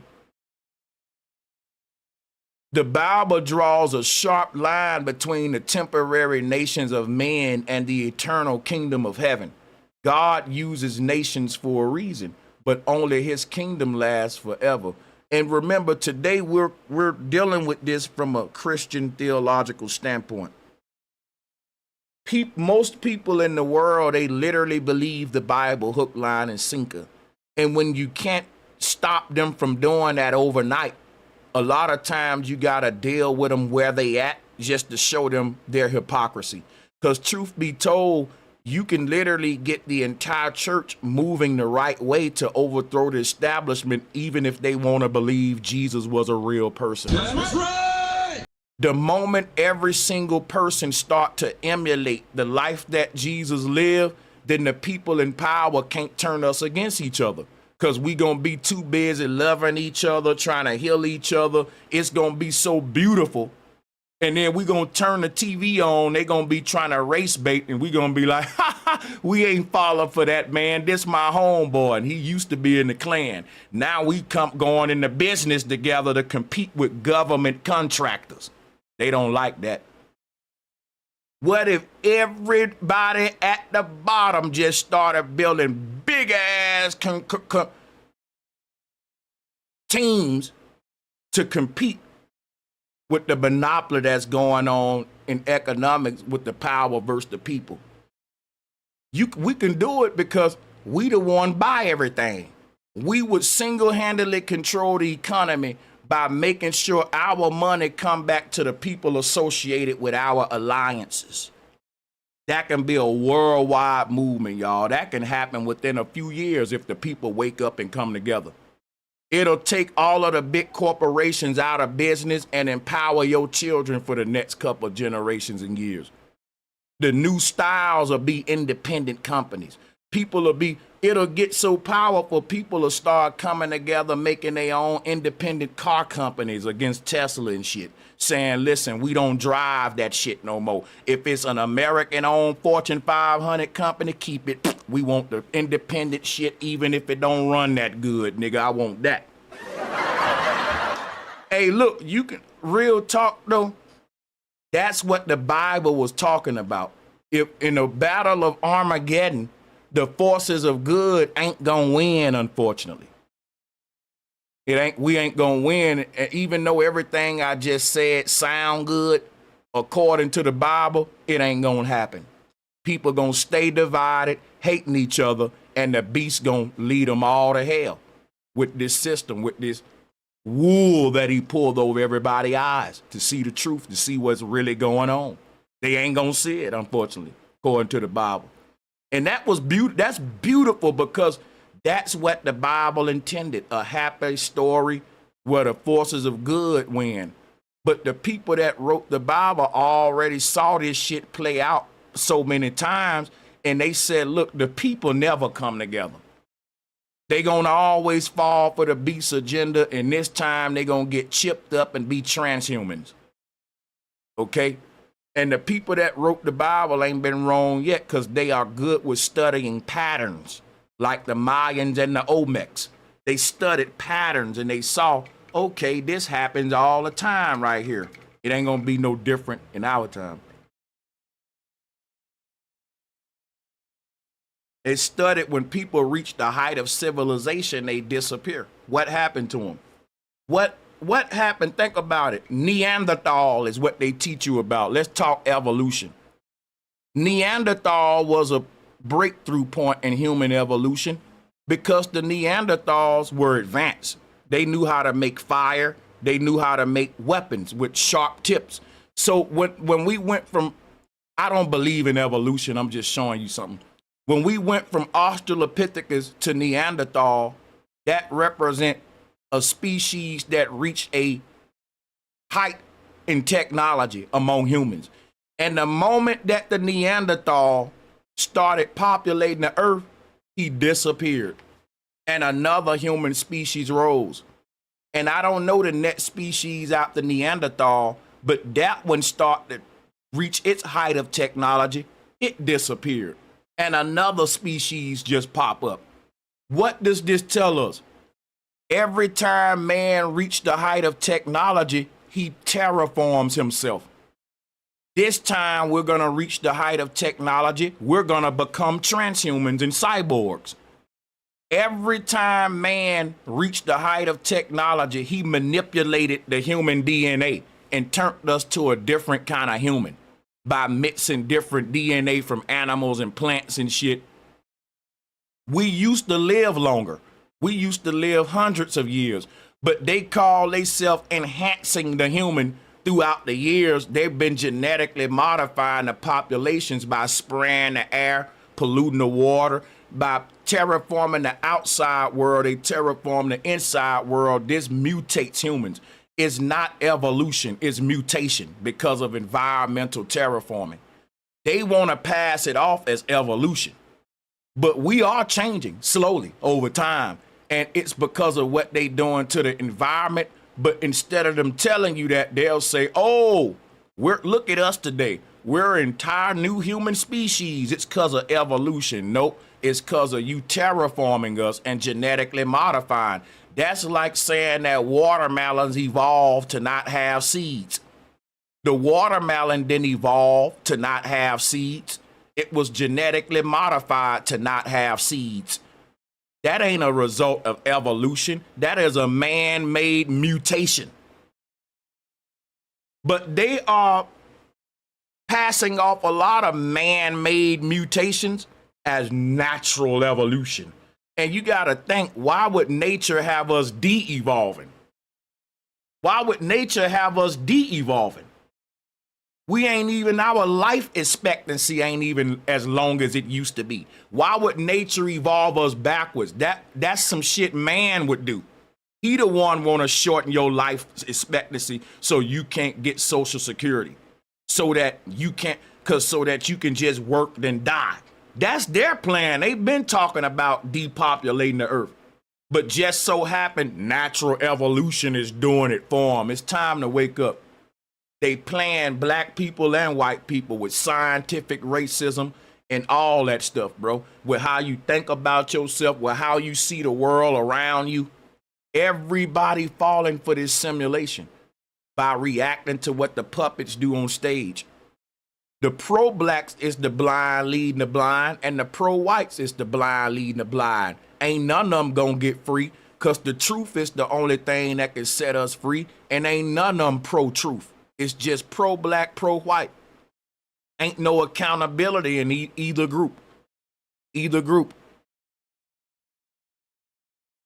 When y'all see me put my foot on the neck of white supremacy, I'm not being a pro-black dude. I'm being pro-truth.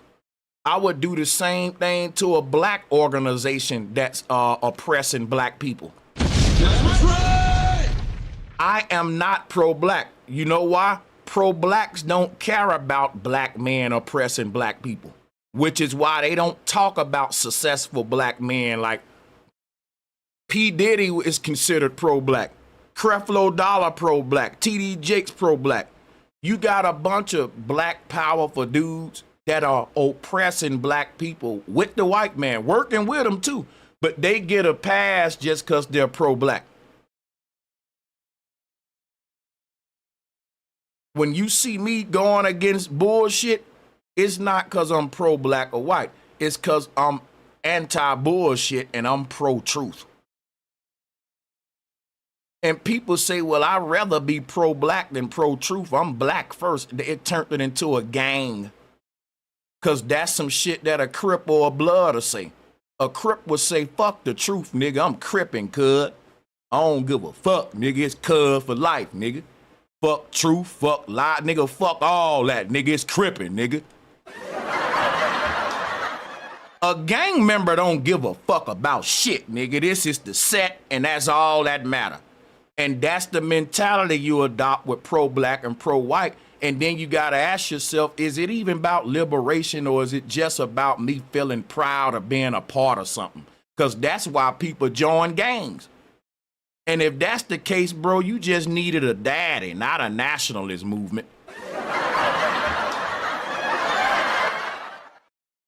Because these movements ain't moving, sir. Hey, it says that in Daniel 2:44, the God of heaven will set up a kingdom which shall never be destroyed.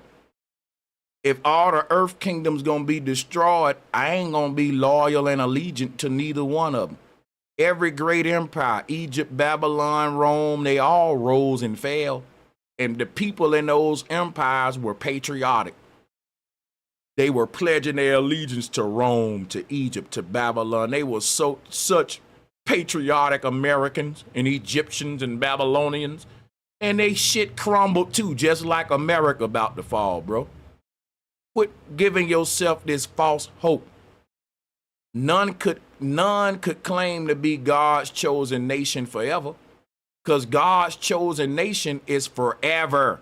But the Bible said all of these nations gonna fall. So when people say God bless America, what God are you talking about? Because the God of that Bible that you praying over said God gonna destroy Babylon like he did Egypt. Why the hell are people saying God bless America like they don't read the damn Bible? It said God gonna destroy America. Who would even make that motto? A person that don't read the Bible. They trying to make their own form of Christianity, and they trying to make the Bible subscribe to their nationalistic viewpoints, which is how you get these kind of terms like God bless America versus God bless every fucking body that need the blessing. It's other countries that need to be blessed too. They didn't do nothing wrong. But nope, fuck them. Just God bless America. That's a nationalistic statement. Why would God just focus on your little ass country? That's patriotism for you. That ain't Christianity. Stuff like that that's a mental psyop. God bless America. You think it's harmless, but it's a mental programming to make you think God is on our side. And God ain't picking and choosing none of these man-made nations. Y'all gonna go to hell with these governments of the earth.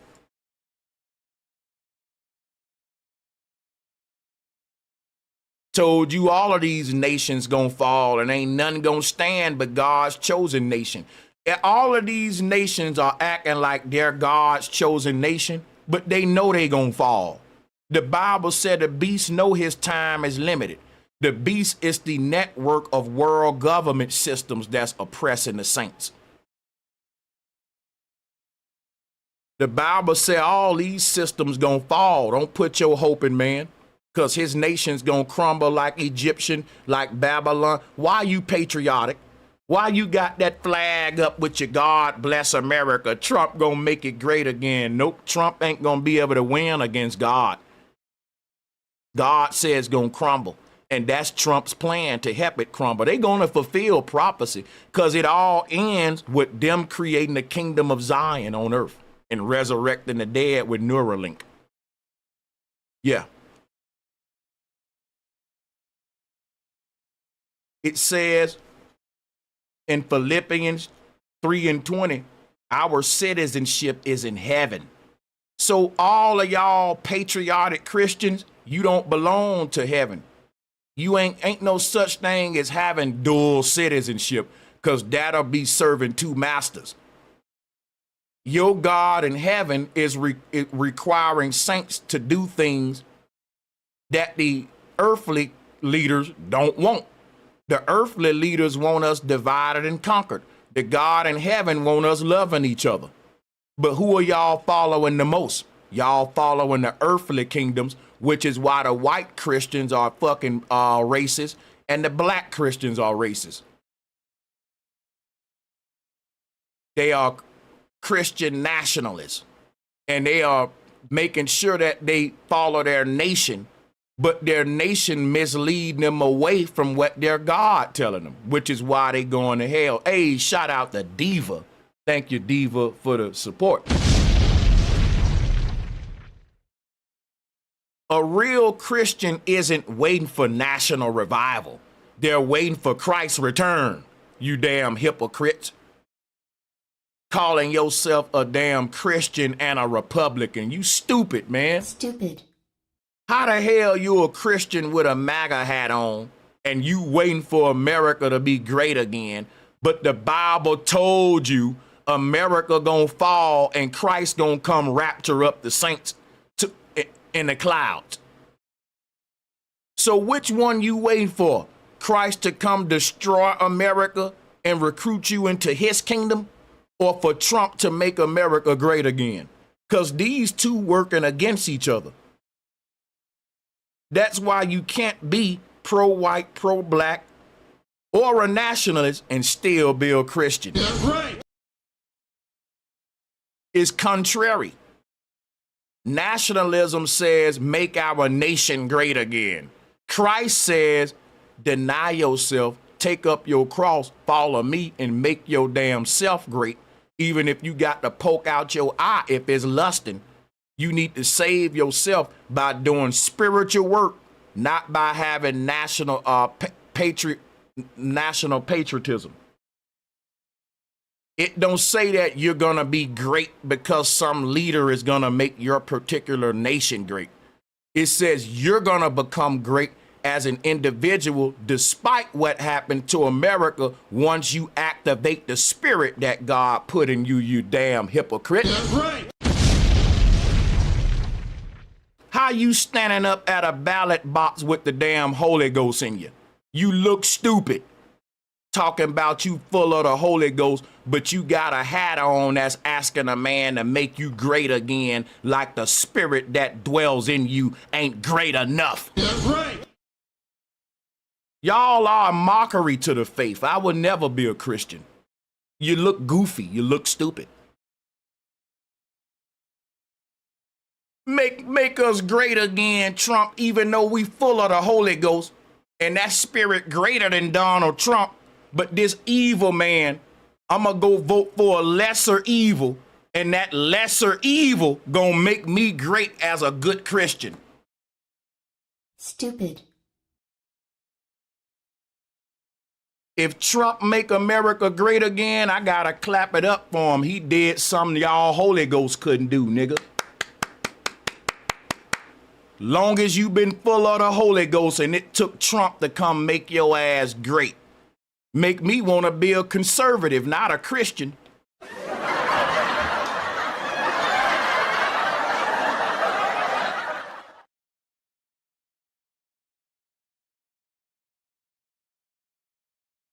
So nationalism is all about making your nation great. It ain't got you focusing on your own self-work and spiritual work. You too busy going to the next MAGA rally. You fully invested into making your nation great again. You debating every day online. You're doing, bro, you're not a Christian, right? You're a minion for the powers that be.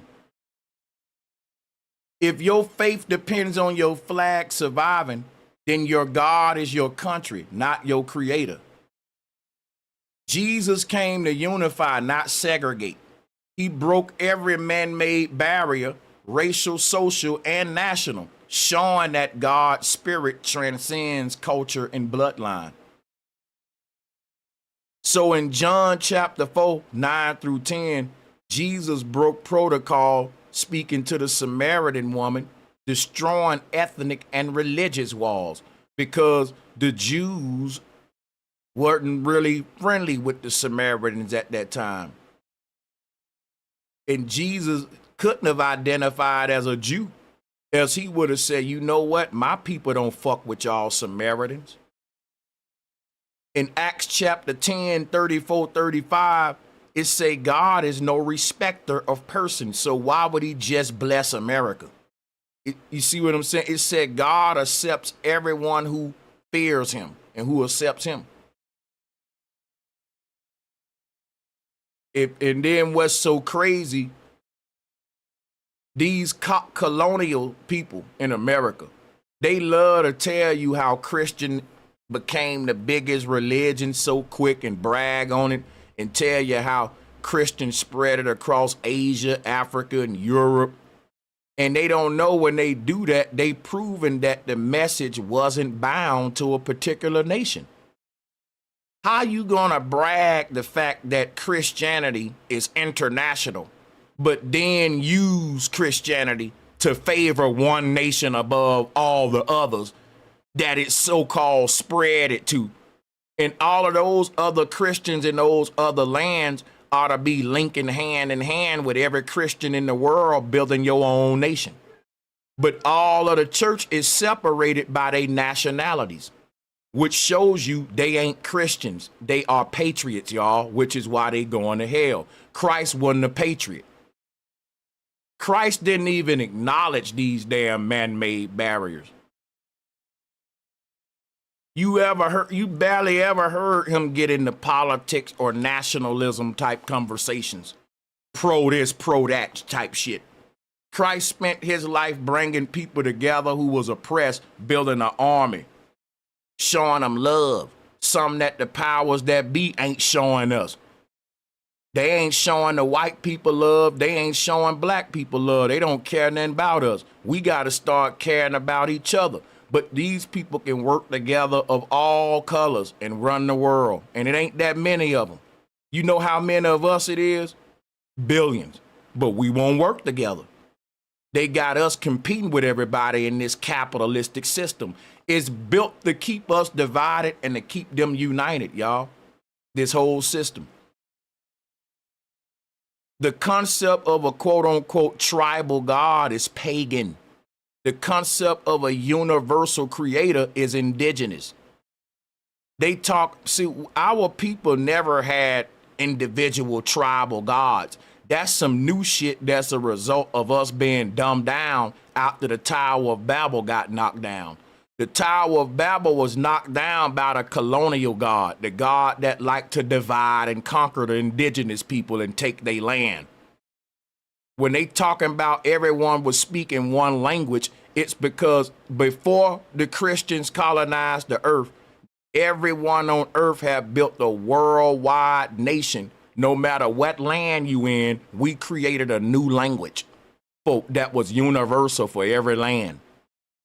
Everyone on every land would have been a Gnostic, which would have been an ancient Christian, and they would have been emulating this lifestyle that Christ lived. The nation that y'all call in Tartaria, that is the remnants of a near past utopia that existed on this earth. A technological utopia of green energy and advanced spiritual beings using towers, frequency and sound to interconnect on an auric level. Tesla talked about this, sounds, vibration, and all that, unlocking the secrets of the universe. We built, in other words, we built the first interconnected grid, but it wasn't digital, it was spiritual. Because what they trying to do with the digital grid is connect everyone with the Internet of Things, meaning the beast. But what we did before this system, we created a spiritual tech-based system that was based upon subtle energy, right? And connecting people via ambient sounds, water programming, you name it. It turned everyone on earth to one connected. It's like this.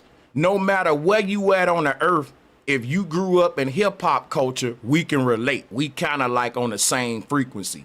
It's some things that break down all boundaries. Sports is one of them. Football, basketball. It don't matter what nationality you is. That's a universal language. I can go anywhere in the world with a basketball in my hand, and if you know basketball, you speak my language. We ain't even got to talk, bro. And basically, our ancients had a system on earth that was like that. They created this thing, whatever it was system of arts or whatever. I'm thinking it was a very advanced musical system like our radio systems today. And you know, when you go to different states, they play different music. When you in New Orleans, they play NBA Youngboy. When you in Cali, they play Snoop Dogg. So you get the frequency of that land, but they divided every land with a different frequency. The music genres are what's helping them divide, which is why they say Satan is the god of music.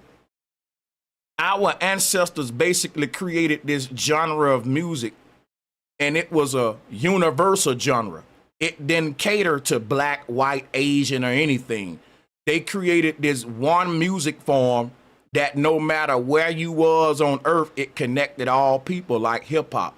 But hip hop don't connect all people. It connect poor people in struggle culture to perpetuate self-destructive behavior. I don't care what your skin color is. If you love country music and grew up listening to country music, you can go to a country bar in any country and find people who like that kind of music, even in China. It may be rare, but there may be people in China who are Garth Brooks fans, a whole crowd, and they build a club. And it don't matter your nationality, you tap into this frequency. So likewise, it was way more intricate than a music form, because with your music form comes a new language too, and slang and a variation of the language. So think of that on steroids. They used this intentionally to create this one universal thing that broke down all world barriers, and we had a utopia on the earth with no language barriers. It'll be like us using the internet today to connect every continent, and we create a new music genre to do that. And we say you ain't really hip if you ain't up on it, like hip hop. So that's gonna make everybody wanna get part of the network, right? Because you're going to realize, well, damn, I'm being left out. The whole world is connecting through this new thing, and I want to get part of the connection. And that was how Tartaria was made. You had advanced utopia, and it wasn't a bunch of different countries. It was a one world order with a one world nation of advanced souls. They call it Tartaria. But that was the last utopia that we built that was destroyed. We built several Tartarias. One was called Eden. One was called Atlantis. All of these represent points on the earth where we unified the entire world under one positive heavenly vibe. It represents these golden ages. They come and go. And we bring this technology back, they destroy it. It comes and go, like inhaling and exhaling. So if you think about it, we enter hell and exit hell every 7,000 years. There's a shift. So we inhale and exhale on a cosmic level. It's like a cosmic breath where we're entering a dark age and recycling in between dark and light ages. But it's crazy how they divide and conquer everyone and keep us blind of all this advanced knowledge while occupying us with books like that's gonna promote racial pride. The average black man ain't gonna read any books written by Nikola Tesla. He's gonna read books written by Francis Cress Wilson. He's gonna read books written by just start typing black authors in the chat room. I'll show you some.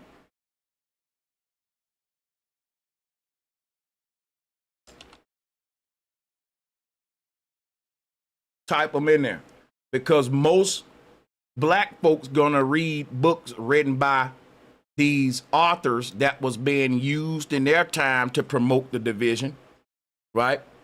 This was all scripted. When you saw these black leaders arguing with the white man in the 80s on TV about melanin and shit, that's all part of the script on the world stage. A lot of these black leaders and white leaders are working for the agenda, because your white leaders are pushing white pride, your black leaders pushing black pride, and the biggest groups that's pushing it come together and they meet up and unify, just like the NOI had a meeting with the KKK.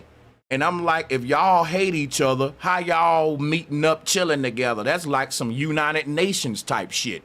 You got the people at the bottom fighting while the leaders is cool for real. So what is it worth? What's the goal? Divide and conquer. Simple. It's rich versus poor. It ain't them versus us. They telling you, nope, it's Republican versus Democrat. You need to pick the side and fight. No, it's them versus us. They're trying to control the versus narrative. They're trying to tell you through news propaganda and through stories. It's white versus blacks, it's this versus that. Why you think the news gonna show you Carmelo Anthony? They're gonna show you the white shooter and then show you the white folks doing the racial stuff against the black folks, the Charlie Kirks, the NC stabbings. The news can put whatever they want out there because there's always news happening every day. But they choose to put the stuff out there that they know is gonna socially engineer us to keep hating each other. They carefully curate and select what they want to put out, and you fall for it. Christians need to cut their TV off and pick their Bibles up, because they are a result of what they watching on the TV and not what they reading in the Bible. That's right.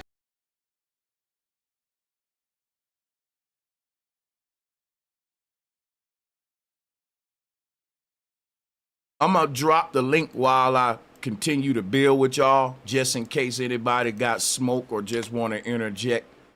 We ain't doing a panel. It's just going to be one at a time, in and out. So keep that in mind. But Christ didn't die for no tribes or one particular person. He died for telling the truth.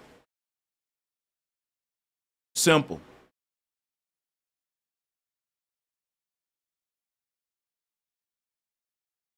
So right now I dropped the link. We're going to let people call in. We at 2 hours, and I don't really want to stream. I try to keep them like 3 hours. So this last hour will be for calls. I've been perfect on time lately too. I try to do 2 hours for me, 1 hour with y'all. But we might get out of here early if we don't get nobody to call. My shoulder blades, man, they hurt. Need a massage, yo. Yo, let's let the first caller on. Let the first caller on. Caller by the name of V. V, what's up?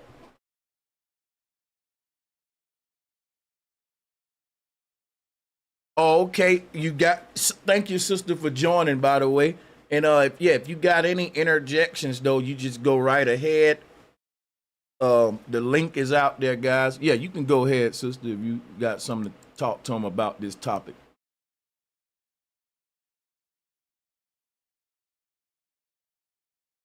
Well, thank you too. Thank you for joining. So the link is out there. Hop right on, guys.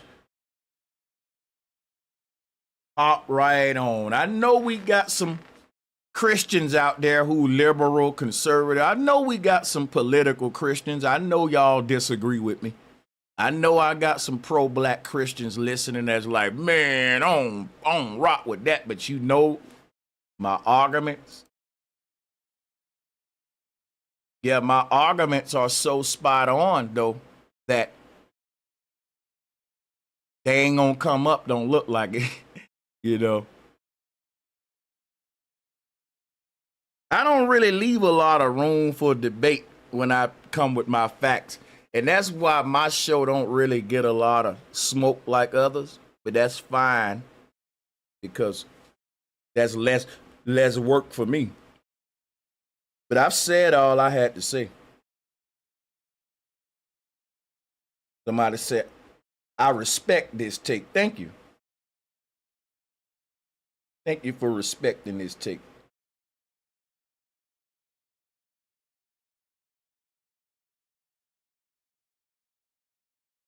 We'll give a little bit more time for the callers to join.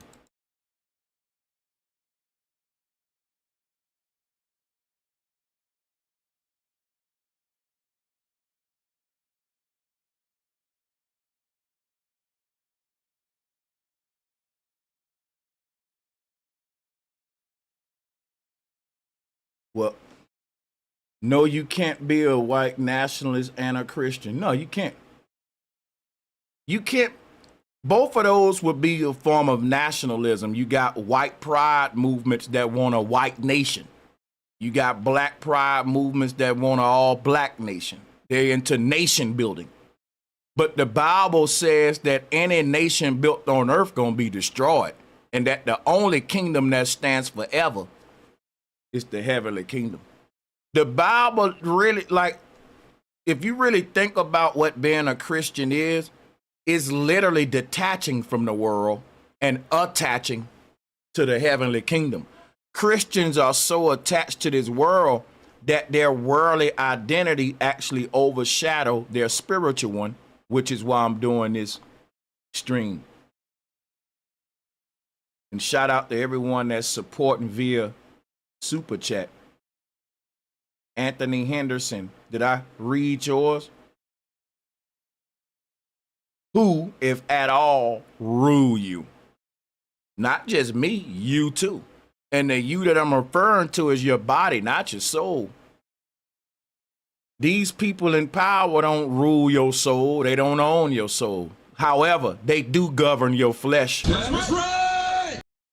Sanchez, I mean, that's all I'm saying. When I say that they rule us, I'm saying that there's a power on this earth that governs your flesh. No, they don't govern me, Sanchez.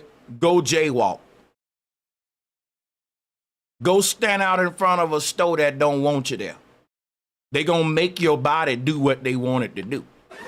If he say move, you moving. If he say don't walk right here at the cross, bro, your body is governed by a world hierarchy. And it's okay to say that. If we don't say it, we don't know what we up against. We lying.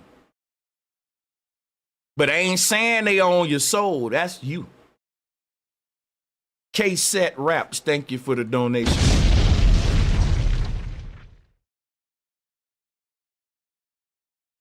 What heaven is your soul's ability to do what it want to do in the earth realm through its flesh. That's what Eden was. Souls on this earth living out beautiful realities in their body. Now souls are on this earth being prosecuted and oppressed. And the law of the universe is as above, so below. So why are we here? We're here to bring our heavenly kingdom above, below. You're here to fight the war between good and evil. Because just like we say as above, so below, there are some devils on this earth that's saying as below, so above. Go think about that.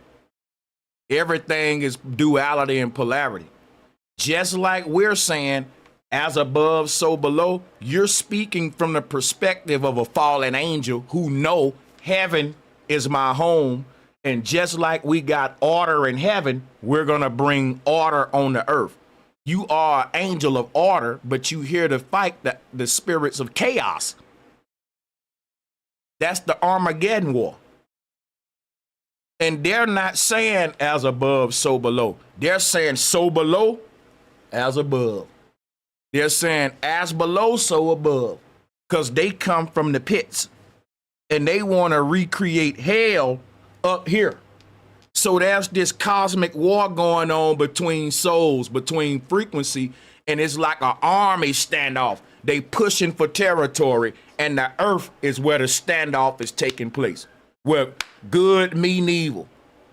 And if evil win, it expands up another point. It gets more boundary. It expands it, and then the good come back and push back, and evil can never rise above the earth plane according to the ancestors. It's almost like they get to the first heaven and we realize, okay, we got to step our game up. Boom, and we hit them back and keep the devil stomping back down into the earth realm. Where the earth is hell, which is why the devil is here.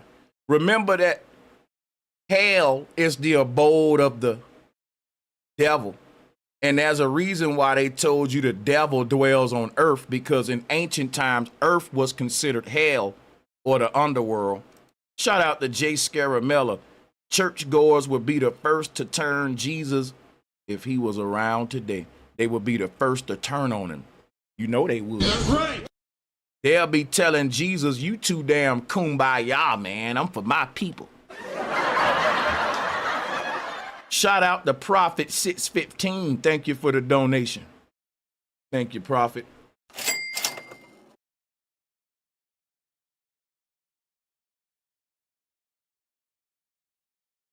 And resurrecting the dead with neuro.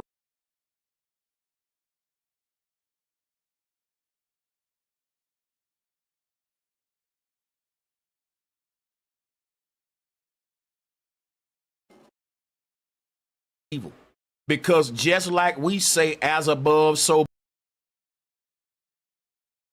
that's the Armageddon war.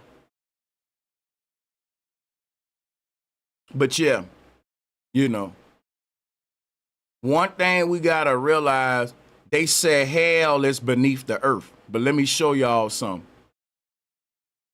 I want to really show y'all something real quick. Let me get my screen share up. Let me show y'all something that's going to blow you away. Hell is a bunch of parallel realities that's beneath the earth. And they all are false representative of the earth realm, which is the base reality. If they say hell is beneath the earth, why is it so much confusion with people saying the earth is hell? I'm about to show y'all and clear it all up right now.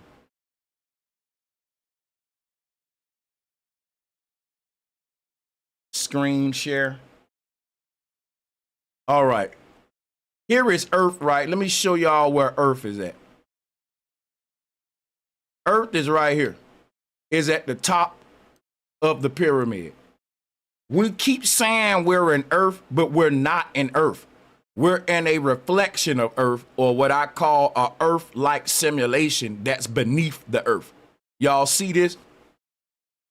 I'm showing y'all what the universe is right here. It's this world that's at the very top, that's Earth. This is Earth right here, where my mouse is at. Shout out to Sally McDermott. Thank you once again for your support. Much appreciation. See, we keep saying hell is below the earth. And then people say, but the earth is hell. And the confusion is that we don't know where the earth is at. Hell is beneath the earth, but you ain't on earth. You in hell. So people get confused. They be like, is earth the hell or is hell beneath the earth? The truth is, you're in hell. You already up under the earth right now. Earth is this top universe, right? It's the top world. Hell is everything beneath the earth. That's why they said the God of hell is the God of repetition, because he didn't do nothing but make a bunch of copies of heaven beneath heaven. And none of them copies is the real thing. And he copied you in it too. You exist in all of them copies too. He copied what was in heaven into these underworlds, and they don't go by the laws of heaven. So hell is basically heaven inverted. It's a polarizing paradox. Heaven is one, hell is many. You see the paradox? They got to keep the law of polarity going. You see? So you got to have opposites that's attracting. And you see heaven is attached to hell. So these opposites are attracted just like the yin is to the yang, darkness and light coexisting. But to maintain polarity, when you dealing with light, you always dealing with the universal singularity concept, which is why it's only one truth. It's many lies, which is why beneath this heavenly realm is a bunch of hells. Because hell is duality, it's numbers. It's a lot of this. It's the multiverse, right? Because if heaven represents this singular place that only exists as one of a kind, in order for hell to be polarity, it has to exist as a place of multiple it has to exist in a multiplicity state. And that's what the multiverse is. It's hell, the God of repetition. It's a bunch of copies of heaven, but neither of these copies is better than heaven, right? So the goal is to get back to the heaven. So showing you this, I'm showing you that beneath heaven is hell, and hell is basically the multiverse, the endless descent of parallel realities. And the further away you get from heaven, the worse they get. They get barbaric, they get wicked, man. The lower you go down this thing, people start eating each other. It turn into cannibalism. These worlds start to be destroyed worlds where we failed with technology and mutated into what they call demons or monsters. So when you look at this cosmology, the higher up you go, the more we resemble our natural state as gods. And the human body is not our natural state. It's a shell that exists in one of these hells that we got to pass through. We have glorified bodies in this upper kingdom. And if you think you look good now, wait till you see yourself in the highest heaven. So the lower we go on this pyramid, the uglier your versions get, the uglier the world get. So these are points in time that represent us destroying and creating this world many times in many ways. And all of those probabilities are being played out right now in what we call hell. And you're living in one of those universes that's playing out a probability where we destroyed the earth, which is why the Bible say this world will be destroyed and recreated. All of these worlds are constantly being destroyed and recreated. The only one that's not is the highest one. It's never changed. It's always been the same because that's the truth. Think about lies, right? A lie gotta constantly be reinvented. Once you tell a lie for so long, you gotta upgrade it. You gotta give that lie a facelift. You got to add on to the lie, take away from the lie so people don't catch you in the lie. That's why all of these worlds below heaven, they are lies. And lies always are destroyed and rebuilt. Every time you talk to a liar, his lie change. His lie mutates and he basically destroy and rebuild his lie every season to where people start to catch on to the lie. When the liars say, okay, this lie is out, it's losing its power. People ain't falling for it. They refashion the lie. They give it a new facelift.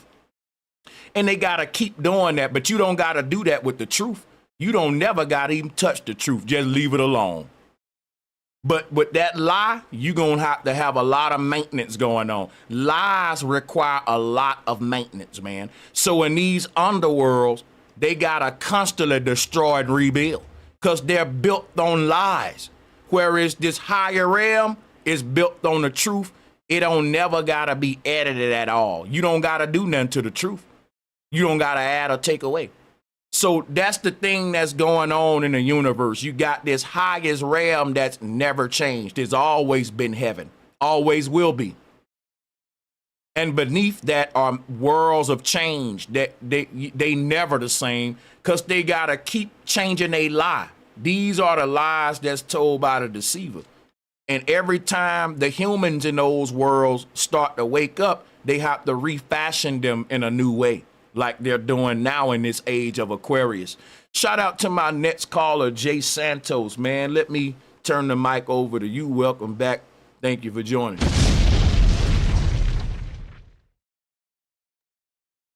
Can you hear me? Yeah, I can hear you loud and clear. How you doing, man? How's everybody doing today? They doing pretty good, man. How about yourself? Man, I'm doing pretty well. Hello. That's awesome. That's good, bro.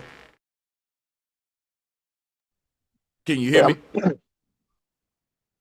Seems like I'm having some audio difficulties, man. One moment. Sorry, guys. Okay, yeah, you can handle your stuff. I can hear you, but I don't know if he can hear me. But I'm probably breaking up on his end, which means, oh, look, drop a 1 if y'all can hear me. Let me make sure we good still. And also let me drop the link again, just in case somebody else want to join.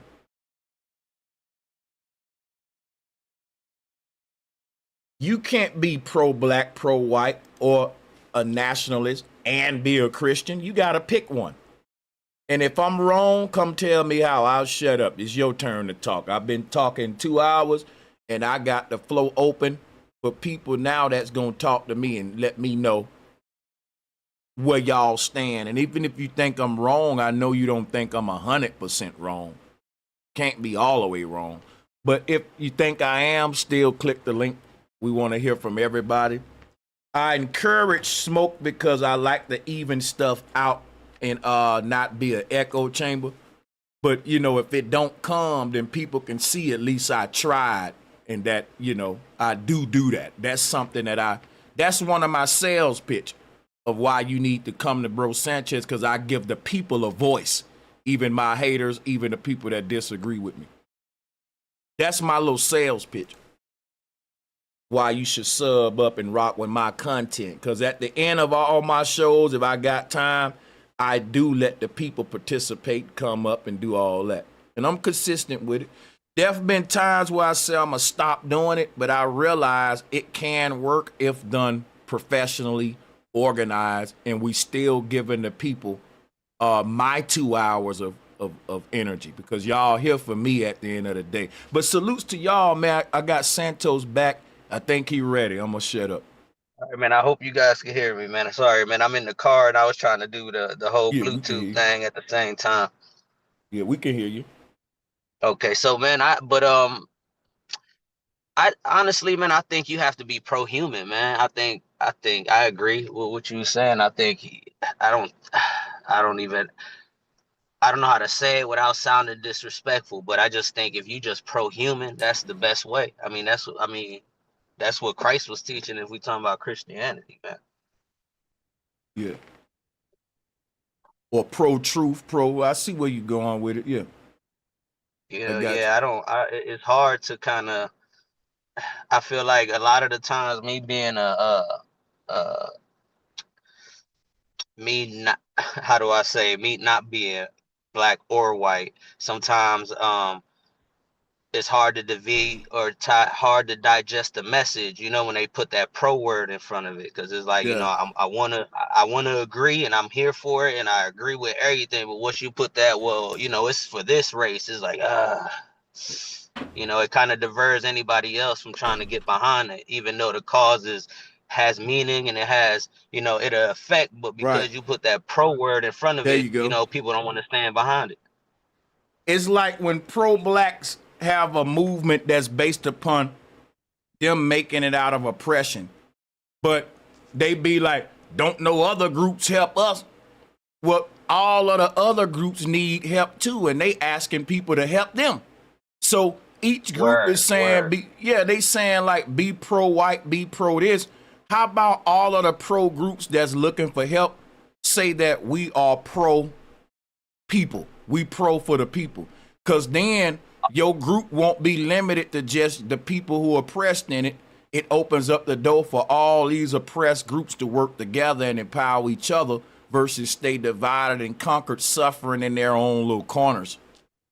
Yo, that's a bomb right there, bro. That's, hey, I ain't gonna hold you. That's what it's gonna take, bro. Exactly what you just said on repeat, brother. It's gonna take all them pro leaders, everybody to just be like, yo, you know what? Let's how they say, one hand wash the other, both Yeah. hands wash the face. And guess what I'm gonna do, Santos, because I'm so glad you joined, bro. This what I'm gonna do, right? I want people to really join the call, and me and Santos gonna mute our mics because there are some people that follow me who feel like, well, blacks should kind of segregate among ourselves, because and they will have some compelling arguments to present. I can't really utter them off the top, which is why I was hoping to get at least like one pro-black person to come on respectfully, because I'm not trying to yell at folks and all that. It's literally clarity to see, am I right about everyone being oppressed? It's the only solution in my eyes of the people taking the power back from the elite. But all of these, Yeah, I agree, man. I agree, and I think that's what makes this channel stand out, man. Is that everybody get hurt? You know, I don't think there's really a biasness, man. I think, you know, even though we talk about certain subjects and people may think or feel that it's biased because we have our strong opinions on it, but everybody get hurt. Everybody's voice matters. And I know there were times where my cutoff game was relentless back in the day, but I done came a long way, y'all. So hey, click the link and let's have a good, respectful conversation. And yeah, man, because I make a lot of content where I'm calling out white supremacy. And it's hard to tell black folks the stuff that we're saying now because we feel like we the oppressed the most, that we getting the shit end of the stick. And it'll be like, look, if all of us in a burning house, and the only way to get out the burning house is for us to work together, then would you not work with somebody else in that burning house just because you in the hottest room? That's black people. Our room the hottest. So fuck y'all. Y'all ain't burning like us. You ain't struggling harder than black people. But everybody burning in this house though. We still burning. So why I'ma argue with a nigga in the living room that his fire ain't hotter than mine when both of us burning the fuck up and we can be trying to get the hell out the house working together? Man, you know, exactly. It's like the buckets are in one room and the faucets in the other, but we arguing whose room hotter instead of just putting them two together to put the whole house out. Right. Right. But we don't see it. We ain't been taught to see it like that, which is, I learned this way of teaching from Jesus.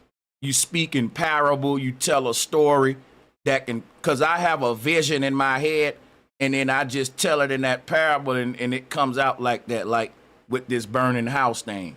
But if people can see this stuff like that, it'll be clear that I'm just not on no coon and kumbaya stuff, that I'm literally telling the world the only solution to get out of the oppression. It's happening on a worldwide level. But we think it's just, man, my specific group being targeted. Bro, it ain't just your group, I promise. But mine being targeted the most, here we are with who room the hottest again. You see? And we can't get out of that little cycle. Oh yeah, I think the group part is where people get screwed because uh it is a certain group getting targeted, but it ain't the group like how they think. You know what I mean? It ain't the rate. It ain't broken down by race. You know. Hey, shout out to the brother we got on by the name of Baghdad. Salutes to this brother, man. Thank you for joining our round table.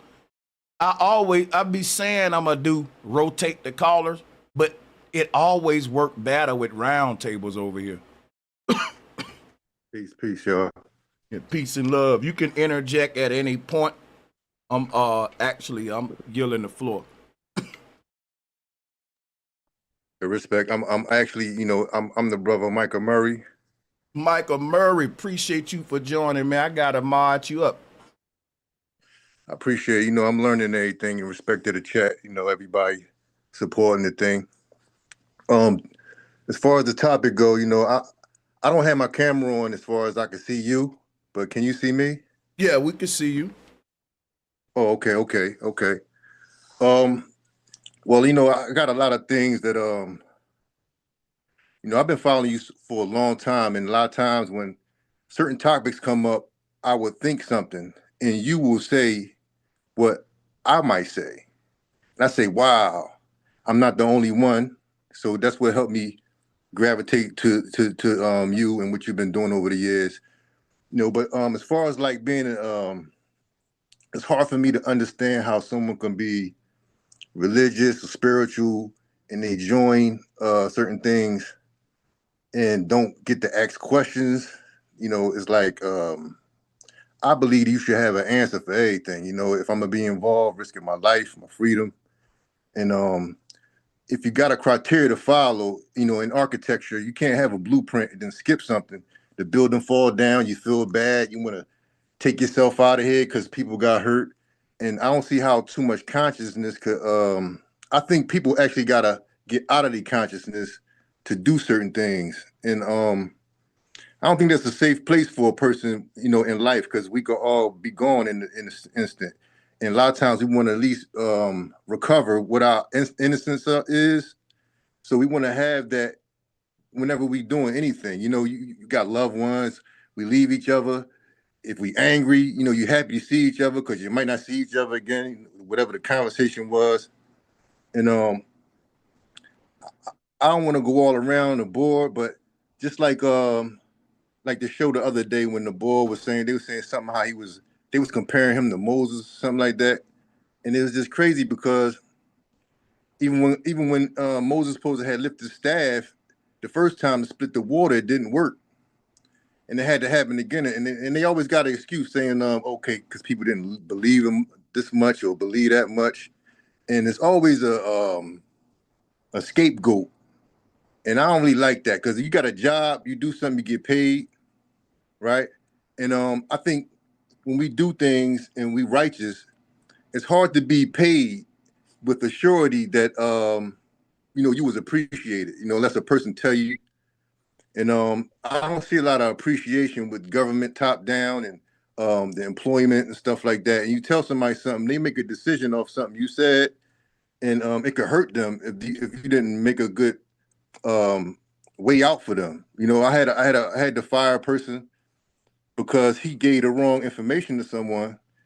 And the guy was supposed to get paid. His wife called him and said, I have to pay this bill. He said, don't worry, I'm gonna pay it. Because they told me they're gonna pay me early. The guy told me he's gonna pay him early.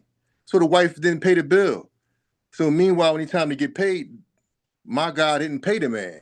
So now he was out of this bill, and it trickled down to all kind of stuff with their house, their car, all kind of stuff. Ruined their whole life.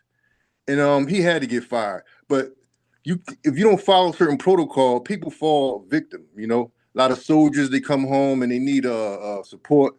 And I just don't see how you could think black power or white power is I don't see how they don't see the separation that they are the same. And like the religions, they the same, they all ending their prayers the same, and they got the same people in their books, but they can't agree on nothing.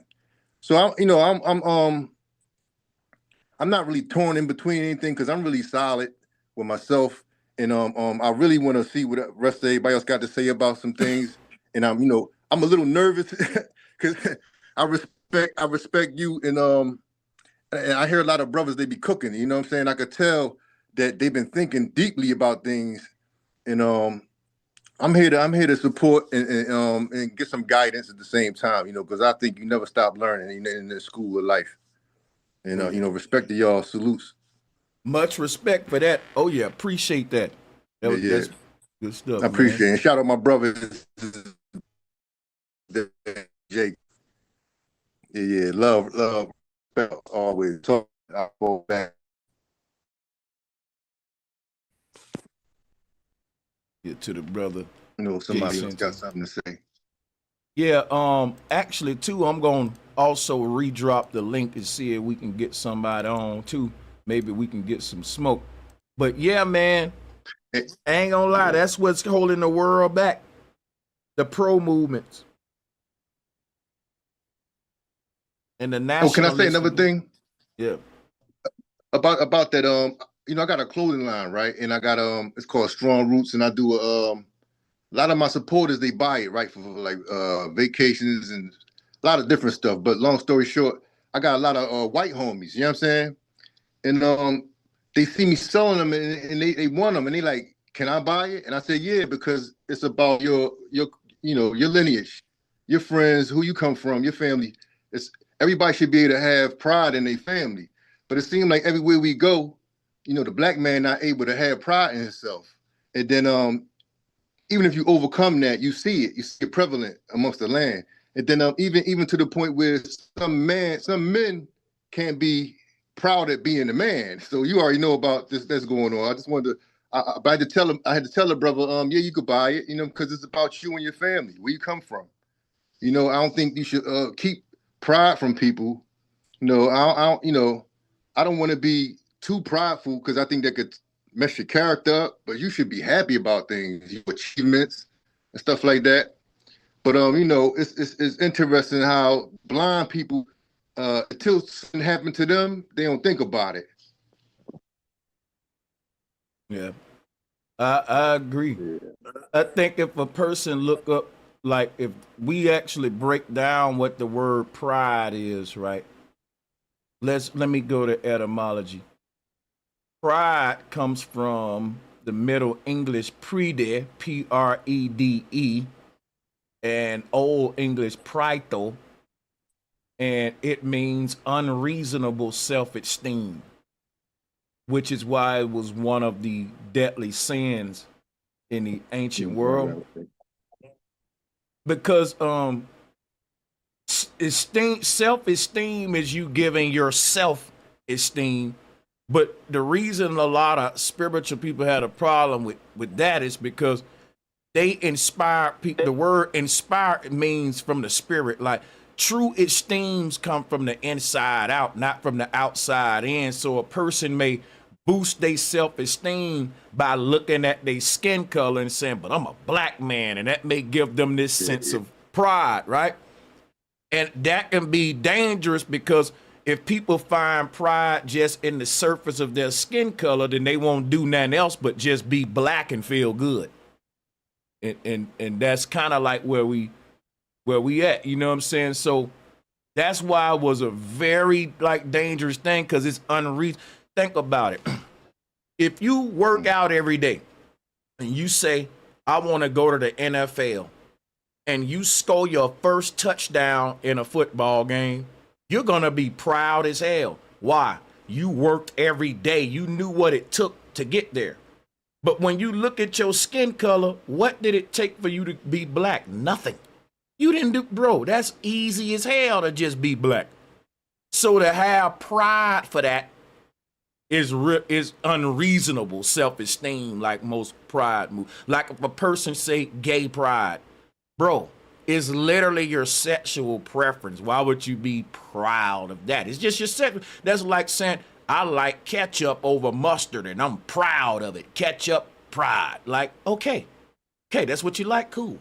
Why turn it into a pride movement? Pride should be something that's reserved for accomplishments.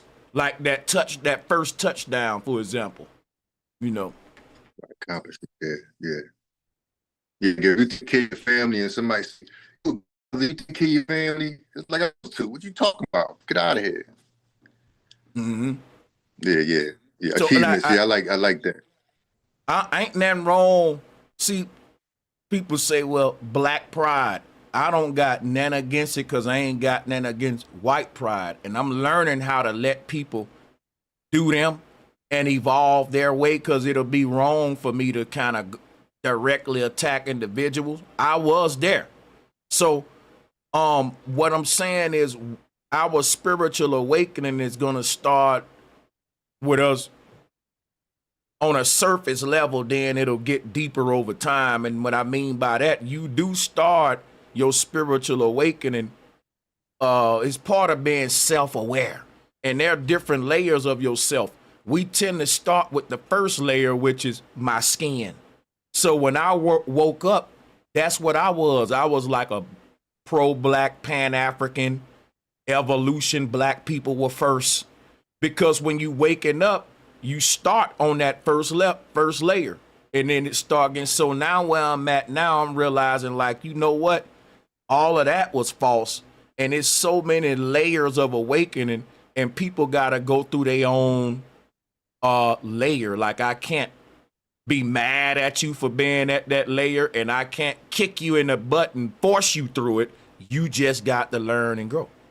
And that's just, generally, I'm speaking in general, like, of how I became to look at like pro-blacks and pro-whites. I think it's beautiful thing to have concepts, even if it's proof for it or not, as long as all the people involved agree on that. Because sometimes it could be man-made or it could be grandma-made. But long as it works and it's not people getting hurt, then I don't think it's right for somebody else to say they wrong if something's doing good for them, unless certain truth is revealed. Like I like the chakras and the dinkras, but to me it's like no proof for it. But to me, it's proof in the concepts, and I think it is some scientific proof in some of those things. Because if you got a certain vibe, we might not see it, but it might be a certain color come from that vibe. If you got a stink attitude, animals might see you, might smell you stinking or something. Like certain. I don't know. I know it's a No, lot that's more true. to what I know. That's true. Because look, And yeah. fear can be smelled, and fear is just another emotion. Like, so that means it's possible for jealousy to be smelled for this, but our nose ain't in the. But I do think animals can pick up on those small. You right? No, go ahead. You cooking? No, you cooking? Got it. No, I like it. It's just that the world is in so much tension, and it's like people always talking about with animals, who the dog whisperer and all this stuff. Like, would they really want to know what the dog say, what the bird say, what the dolphin is saying? Because they gonna come to you and they're gonna tell you something. Like, you gotta act on it. So I don't know. They don't really want us asking questions. They don't want to know what nobody's saying. So I think that it's like a big slap in the face and disrespectful, and you can't really take it personal. Like, I try not to take this world personal because I kind of can't have certain epiphanies that lead me to just have my own rationale. And I got a lot of family in the military. I got family in the streets, and I, sometimes it just takes time for some people to get it. And hopefully they get it. Some of them they don't. But I think that people that do want to change, I think it should be an outlet for them. And I do appreciate you for giving me a voice and everybody else a voice. And because it's not too many places that would do that. And if they do give a voice, they censoring it later, they cutting them short. Or what's the part, they play dumb, they act like they don't know what you're saying. Mm-hmm. And oh man, it's madness. Mm-hmm. This is a very productive bill. As far I'll mute up. as far as these pride movements go, I'm gonna say this, right? Now, to the brother's point, he said, like, it's kind of wrong to tell a person to stop something that's working for them, right? Let's take white pride, for example. White pride black people may say, well, that's working for white people. They in power, we at the bottom. Oh, snap. They in power, we at the bottom. And white pride is the reason why. My bad, back dad. I'm just trying to pin you up on the cam with me. There we go. So yeah, like white pride, for example, it works for white people. It keeps them in power. But see, black people, black pride movement is more like a response to the colonizers saying, look, the hell with white pride, because white pride means black slavery, because it's like somebody said a white man's heaven is the black man's hell. So it's almost like as a black man, you got to kind of be like, well, look, fuck what's working for you, because it's hurting me. Even though it's working for you at the expense of me, though. You know what I'm saying?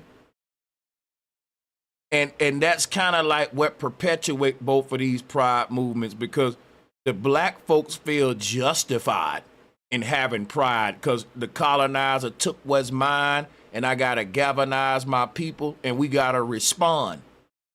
And then the white folks feel justified in having white pride because they say, look, this game is called survival of the fittest.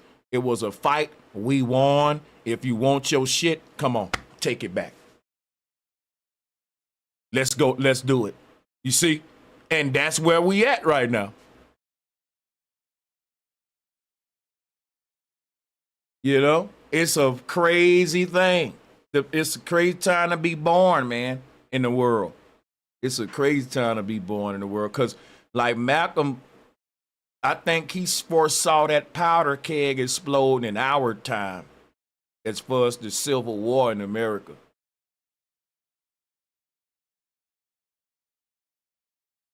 Because this Christian nationalism with this Charlie Kirk psyop, it have activated the far right in a level that we never saw before. And now we see Trump was always on the far right, and he's coming with Project 2025. This is basically rich, powerful white men targeting the poor people in the country and empowering the rich getting richer, the poor getting poorer.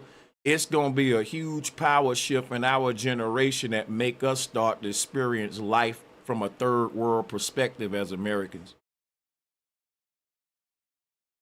We probably don't even have Social Security by the time some of us retire. If Trump keep going the way he's going, what will that mean? You imagine that, bro? Working all these years, retiring and getting nothing, even though you paid into it. That's robbery, bro. That's freaking robbery. And that's where we at right now. So that's bigger than like black and white. But if you look at what they pushing on TV, is nothing but racial division. And it ain't gonna lie, it have worked on me too. They good at it. As a black man, you know, we can say, well, you know, I'm not really black. Yeah, we identifying as black because we don't know who we really are. But your group is being targeted. And they want you to like, it's all part of the shit, bro. Because our response ain't gonna be to get together with other groups who they doing the same thing to and get a big power to go against the elite. It's going to be to fall for their propaganda and hate the next group.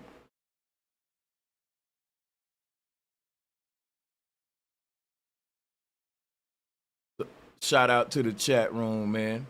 Yeah, hey, did I see Ironworks in here earlier? Salute to you. Shout out to all my channel members. Oh, yeah, Bad Dad, you got it. Oh yeah, I just wanted to mention I had a couple of things as far as I'm not gonna say a bunch, but it's just interesting how the harassment thing, you know, because I've been getting harassed my whole life, right? I always look like somebody, you know what I'm saying? I'm not going to say too many names.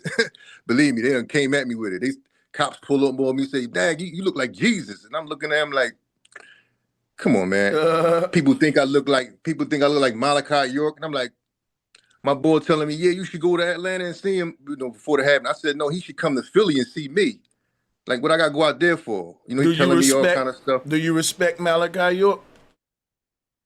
Um, I used to, but I do know about propaganda, and I know they could push it so much. Normally, if you keep hearing a certain thing, a lot of times it's true, but I do not know how propaganda work. But I try to separate the knowledge that I get from the person, because just What was because they some of the might, stuff he taught you? well, I don't really think he taught me too much other than a bunch of alien stuff. You know what I'm saying? Because you can make anything up. I'm an art. I can draw anything. I could make something up and say it's real, and then people can say, if what you saying true, we're talking about a PDF file that didn't contribute nothing to us but bullshit anyway, because it was just a bunch of alien stuff. That's kind of crazy. Yeah, I agree with that. But I agree with that. Plus, a lot of the brothers, a lot of brothers that was dealing with him that I knew. I didn't ever met him or got involved with any of that, but some of them that I know, they not in it no more. Even before that case happened, something about it's hard to talk about so much stuff. It's like nasty. You know what I'm saying? Yeah. And, we got a good imagination. Yeah, we already know. It broke a lot of families up. Yeah, that I know. A lot of families broke up. But I do know one brother. He had he got more into like the more science, and he became a citizen of Morocco. They gave him his card, his license, and all this, his ID for the citizenship, and he just he don't have anything involved with America no more other than real estate. He started buying real estate, but he's not a citizen no more. His health care is different and everything. But he went so far to make changes in his life. I respect him on that. And he's doing it his way, And if it's a way that you can have something that your conscience is clear, see, I don't have the knowledge of all that extra changing and arranging and stuff. I'm just mostly I would say I'm a late bloomer. Because I grew up in a church, and I became Muslim, and I'm at a point where I still say I'm Muslim to the Muslims that know me, to the world. But I'm at a point where I'm not nothing. You know what I'm saying? I'm not nothing. I'm not gonna let nobody tell me nothing I am. I'm gonna make my own thing up. And how about I'm not even gonna make nothing up because I'm not disrespectful like that. You know what I'm saying? I don't know the name of this. I don't know the name of that. Now I do like I said earlier, if people agree on something and they can follow it and it's not hurting nobody, it's justice involved, it's truth involved. I love that, because you can see progress. And because in my community, I moved out the hood, but I still go through and check on my peoples, with buildings or whatever. But I see how other ethnics come in, and I respect them because they're buying things, they're working together. They'll have a store, and everybody that work in that store, they'll end up with their own store like a year later or something. You know what I'm saying? So it's like if you can't get to work, they got carpools. They come pick each other up. You know what I'm saying? Make sure everybody on time. You know what I'm saying? And I see when I see people, men. I'm a man. I say I'm a It's like I don't gotta explain all that extra man stuff. But when I see a man stand a certain way, I could tell he handling his business. He stands straight up. He not hunched all over like he don't got a clue. And a lot of times the pressure of what's going on in the nation, it breaks down and how you bent over and looking on the ground. You know what I'm saying? And a lot of brothers not into going to the military, and I think that a lot of people in the military, when they get out, they should teach the youth some structure, you know. But I know it's kind of hard because a lot of times, when you go up, my uncle told me when you go up high, never go all the way back down to get nobody, because it's so hard to get back up at top. So come halfway, let them meet you halfway. So just as much as I want to put young boys on, I can't put all of them on, but you start with one at a time, and see what you can do. You know what I'm saying? Show them how to get little skills and stuff they took out of the schools and stuff like that. I don't see how people let things happen. That's how I know that a lot of this stuff is rigged. And it's hard. it's hard to accept it, but I got to because I can't fight it by myself and win. You know what I'm saying? It's like, why would you put yourself in danger? And if most of the people not going to understand your plight, and like you said, half of them will try to take you out of here for it. They too comfortable. You know, like I said, I've been getting harassed, and somebody else will come by and say they ain't never been harassed, and I could appreciate them having that feeling, but they got to hear the stories I tell them, you know, so they could know it's true. You know, other than that, you know, it's hard for me to be patriotic, but I do respect this country. I'll say that because this is the only country I've been to. You know, they don't know where I live at. You know what I'm saying? I never lived in another country to know if they're lying, how good they are. Like, they all do you know, the same. Yeah. Now I used to hear about Muammar Gaddafi and how he used to do over there, and they took him out over the money situation, and that just goes on and on and on from top to bottom, and it just seemed like I don't see a day where the whole world gonna come together. I don't see it. And I would be surprised, and I would love to be alive to see it, because oh man, that'd be a day I would just love so much. It ain't gonna happen. But it don't Yeah, have I to don't be think the so whole either. world, though, because I always say this, right? The people that run the world, the people that run the world, they only make up less than 1% of the whole population. So really, you don't need the whole world to come together. Once enough people come together who fed up, this shit'll end. And out of 10 billion people on Earth, that don't even got to be a billion of them. Because let's talk about how much is less than 1% of 10 billion. That's our opposition. So let's go ahead and see. You know, we dealing with so many other people outside of that 1%. We can double and quadruple their numbers and still don't have everybody woke up in that 9 billion. You know what I'm saying? So it don't even gotta take everybody in the world to control the world, because it's only a few people in power, a few little handful of families run this whole shit, worldwide union. And it's a very small number when you compare them to all of the other families of the masses. Our families and shit, you know. Yeah. Yeah, I got respect for him though, because you know, I'm not a hater on power. You know what I'm saying? Because if you on top, you on top. You know what I'm saying? Somebody get the drop on you, they got the drop. You know, hopefully they don't, you know, use it. I got a question, right? Yes, sir. Do you hate a misuse and abuse of power, and are you a hater of oppression? Am I able to be hate?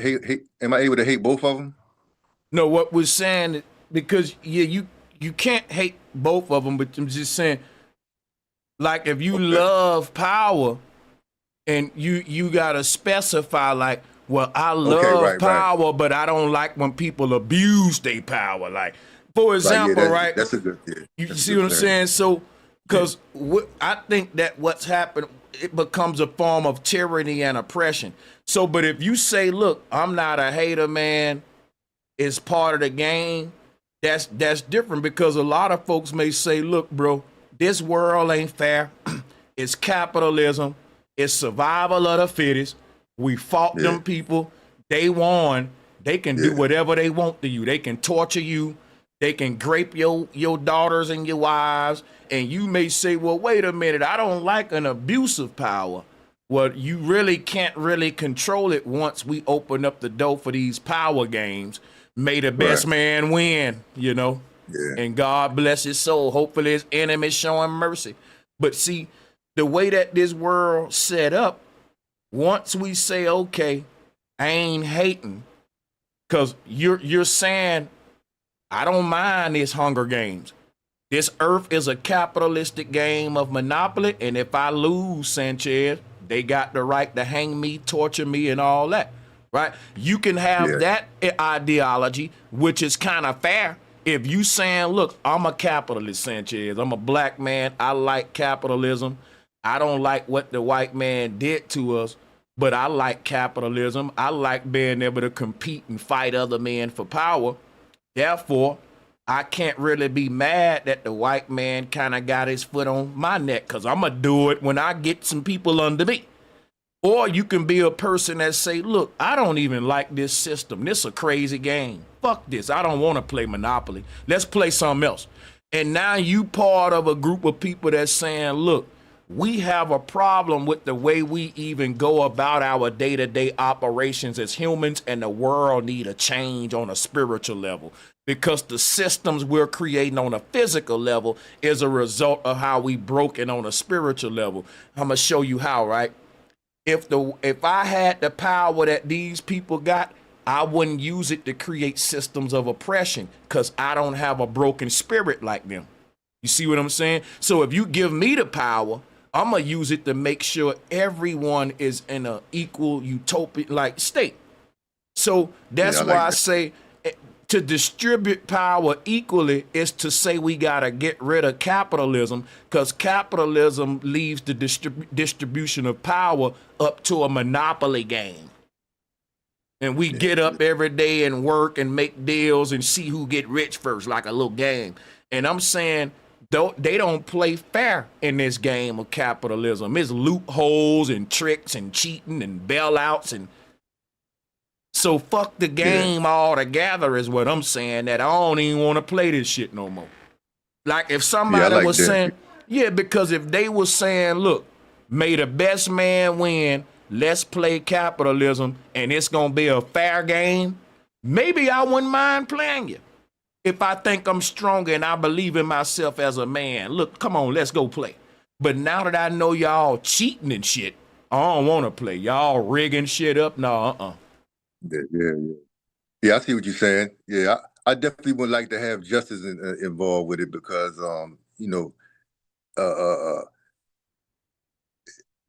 it's never a good response when you're oppressing somebody. Anybody oppressed or the one that's oppressing, that's frowned upon. You can't really fill those shoes.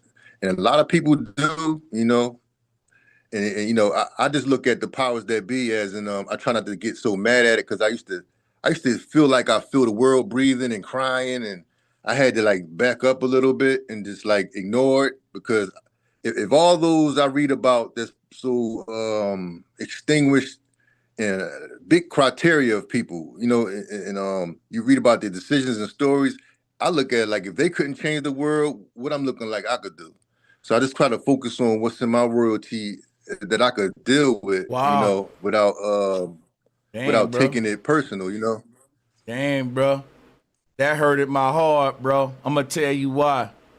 The people before you couldn't change the world in one generation, because the enemies of the people who over us didn't take the world in one generation. The people in power, it took them hundreds of years to get to where they at. And we be looking at the generation before us like they didn't take the power back. Bro, the people who built the pyramids had to build them in so many generations. If the next generation said, well, they didn't finish it, they would have never finished the pyramids, because it may look like the last generation didn't do nothing, but they did make it better for us. They did make it better. It's so much better for us now. It's almost we can't really make the kind of excuses that they could make, and they weren't even making them. Back in the day, they had the rules. During Jim Crow time, it was horrible for black people. Even then, black people complain less than what they doing now. Shit is a lot easier, and we complain more. So that's because the last generation did listen, they didn't fucking succeed now, because no one gonna see the end goal in our generation. It's gonna take a lot of work. That's just like if I die and people be like, man, the flat earth shit was a failure, because look, then nobody get the truth but a few of us, and look what happened. Well, it was a little bit. It's very little progress every generation. But the thing about how the truth works, once we make progress, they can't undo the truth. It's like once you wake somebody up and let them know 2 + 2 is 4, they can never undo that, bro. You can't unknow that. right? So we got when we wake up, whatever work we do, it can never be destroyed. But our work with distributing the truth in the world of lies, it's gonna be a slower process of recruitment. But the good thing about it, everybody we recruit they can't unknow it. They can turn on us and act like I was, and be like, for example, traitors and go again, but they know the truth. You can't unknow this shit. But that's the good thing about it, if you ask me. But I do think that yeah. Shout out to Key Norfolk. Especially if not, especially if it's not no pill around they could take to forget. They just gotta live with it. For real. Yeah, respect. Yeah, I like that. Yeah, I definitely I try to cope with certain coping mechanisms might kick in or something like that. I don't feel like a slave. I feel like a prisoner of war. You understand what I'm saying? And I don't think it's over because I see what they doing. And I think if so much time went by where nobody knew the stupid, I'm gonna say the deceit, a lot of deceit they've been doing and trying to hide stuff. That's why I really love the fact that so much things was put in place worldwide that it gets uncovered, it gets revealed. So the liar could swallow his spit while he in the middle of talking, and I can see the truth right there behind him. You know what I'm saying? And I love that because I know that that's a divine thing. So no matter what they try to pull, something will happen down the line, even if it's from them tripping on their own shoelaces. Well, I'm gonna say ain't that gonna happen that we don't make happen. I will say that though. Yep. Yeah, I agree with that. Yeah, too. Yeah, because you're not gonna get it right. Just sitting back. We got streets that need to get clean, and then we can't even come together to get the alleyway cleaned out. And it's hard to think that we're gonna stand up against all this. What they say, technology. It's too much tech out there to be thinking we're going to just, if they really wanted to do something, they would do it and we'd be messed up. So I'm really hoping that they get caught up in their own little stuff. Cause really when they fight at the top with each other, I just let them fight. I ain't like we could stop it, but that's between them. And I don't really like to pick the evils. I'll just stay where I'm at. I don't pick all that evil stuff, I feel like if you know all that, you're responsible for your knowledge now. You know this person is evil. How can you run with it? Why can't you make it your own thing and come together? It's like a poison. As soon as you start to think, everybody get brain freeze. Not everybody here, because I see everybody aware, And it's just hard to come together. And I know they don't want us together because you get 15 people on a corner, they're gonna pull up and say, clear the block. Because one of them might think of something. They might say, yo, did y'all see Bro Sanchez and pull it up and pick a topic? Then everybody, you know what I'm saying? And I really hope that each and every one of us be careful. At least till we can get to a point where there's some type of like I say, I like agreements, right? If we could agree on certain things, and it starts that movement and it's getting things done, progress, then they can't take me out and expect it to fall because it's an idea now. You can't kill that. And sometimes, I like blessings because blessings will spill over to everybody. It ain't something that you could just have yourself. You pray for yourself.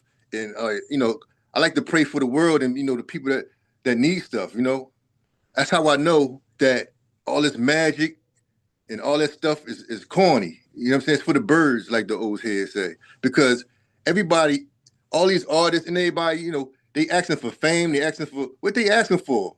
They asking for stuff that can't benefit nobody, And I can never be on that side where, it's such a crappy deal. That's a crappy deal. You asking for somebody to give you something, they're not going to give it to you.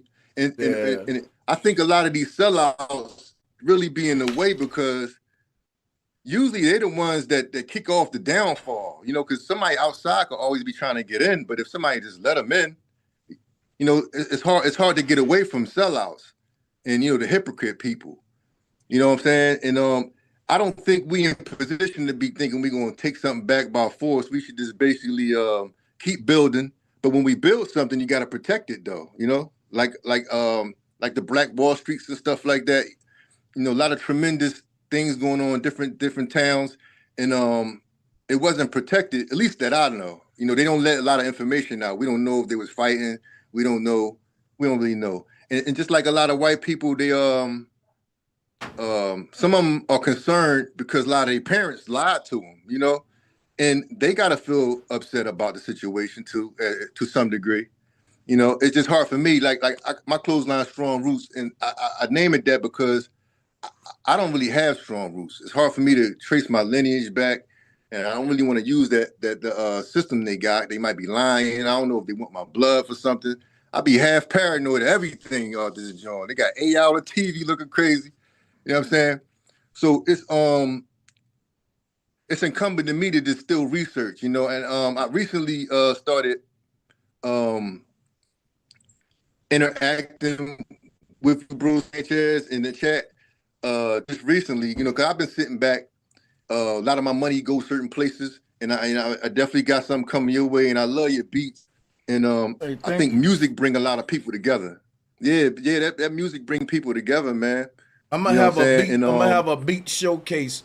Like when I get like 20, 30 beats or like a lot of them together, I'm gonna have a stream where I play them all, lead a leak to them, and I'm gonna let the artists know it's gonna be dope.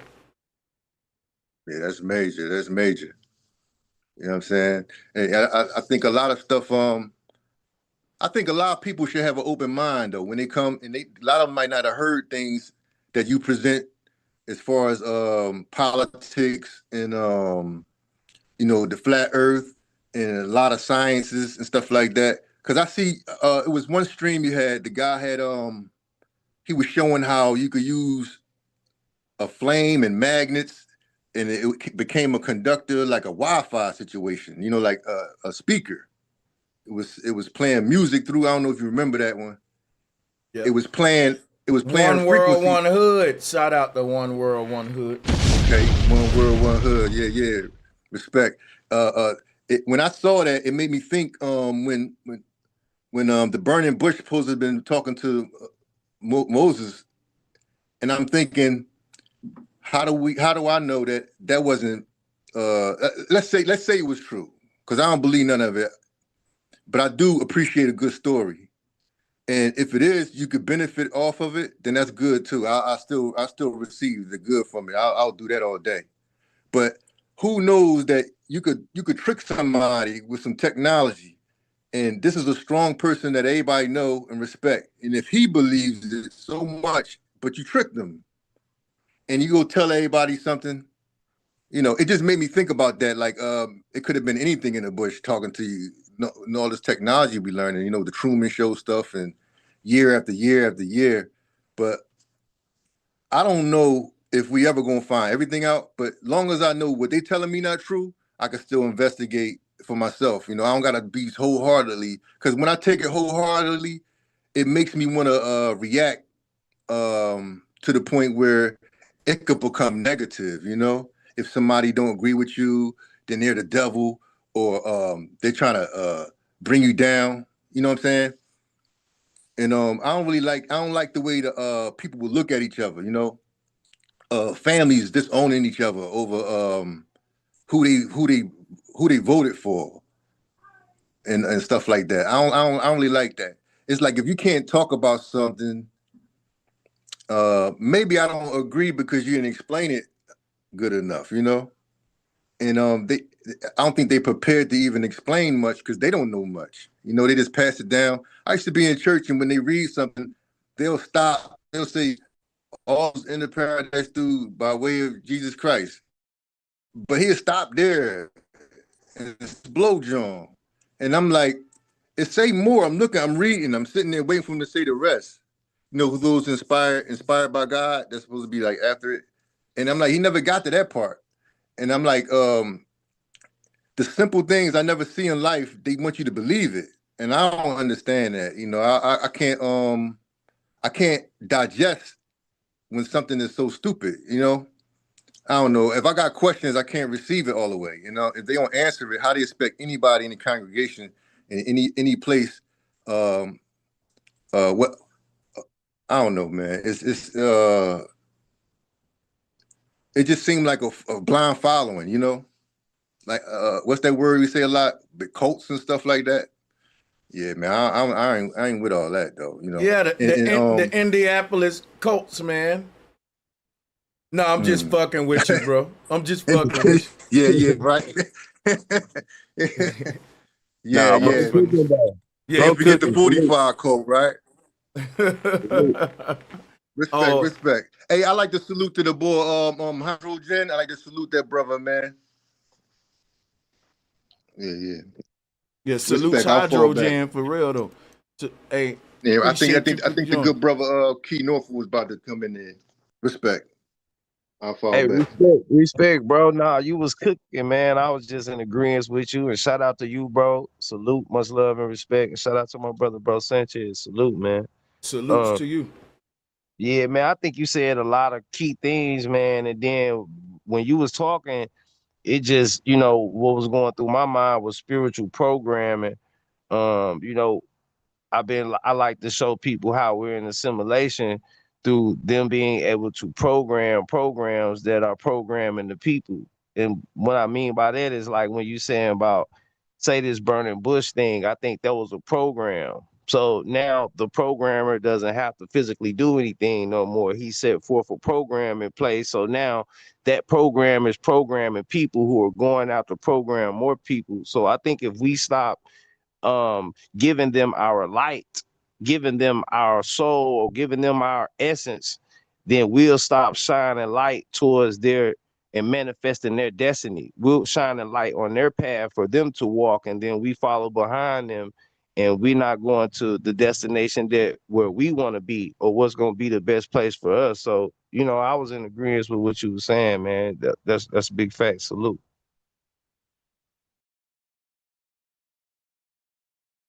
Salutes to everybody in the chat. What's up, Sister Demi? Welcome back. Oh, yeah, peace, love. Thank you. Yes, peace to the panel and the chat. I just wanted to ask you a question. Do you think that we can have war without the nationalism? Can there be war without nationalism? Yeah, people can fight for other reasons other than national pride for sure. Okay, okay. Yeah, That's my question because I always seemed like that was I always thought that was the main focal of wars was that.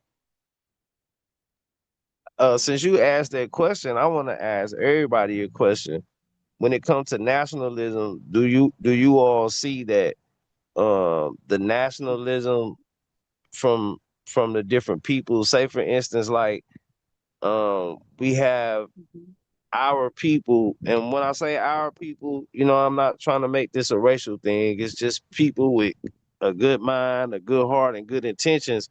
We're fighting for one thing, but then our energy is being used to push a whole nother agenda. Do y'all see that when it comes to nationalism? Definitely. Yeah, I can see that. I can Because we see that.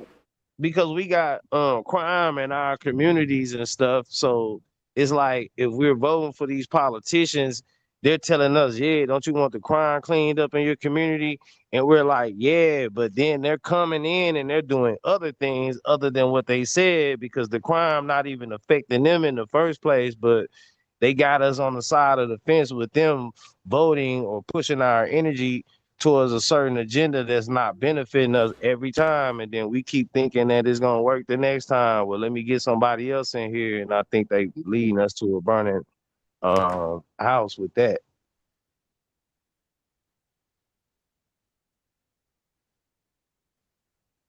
Yeah, I can agree. I see where you're going. Now I'm gonna What see something real quick. Um, can nationalists be Christians? Let's go ahead and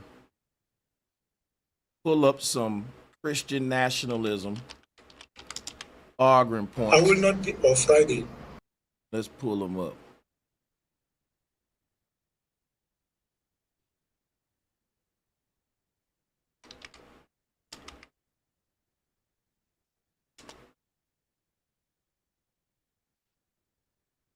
And I also wanted to ask also one more quick question. Do you think that the capitalism affects the environment, or do you think it has affected the environment in any kind of way? What you said? Say that again. I'm sorry. Do you think that, I mean, how do you think that, do you think capitalism affects the environment? Hell yeah. Hell yeah, that's what I figured. Yeah, right. Capitalism is basically a bunch of people that's looking to capitalize off the environment, and they care more about the bottom line and profit than the actual environment itself. If you really want to, that is crazy. But I'm trying to find some good, like Charlie Kirk, maybe some kind of Christian nationalism arguing points. Let me see if I can. I thought that'll be dope. And maybe this video, because share it with you. Hello, how are you? Good. My name is Nick. I'm an aerospace engineering student here. Got a couple questions. Awesome. That's all right. So I'm particularly concerned about your brand of Christianity. As a Christian myself, Christian nationalism I do not agree with at all. I think it's antithetical to the values of the early church. And I think, how do you reconcile especially white Christians in this America marrying politics and power? Now, the wrong thing he said was about the early church. The early church was nationalistic as well.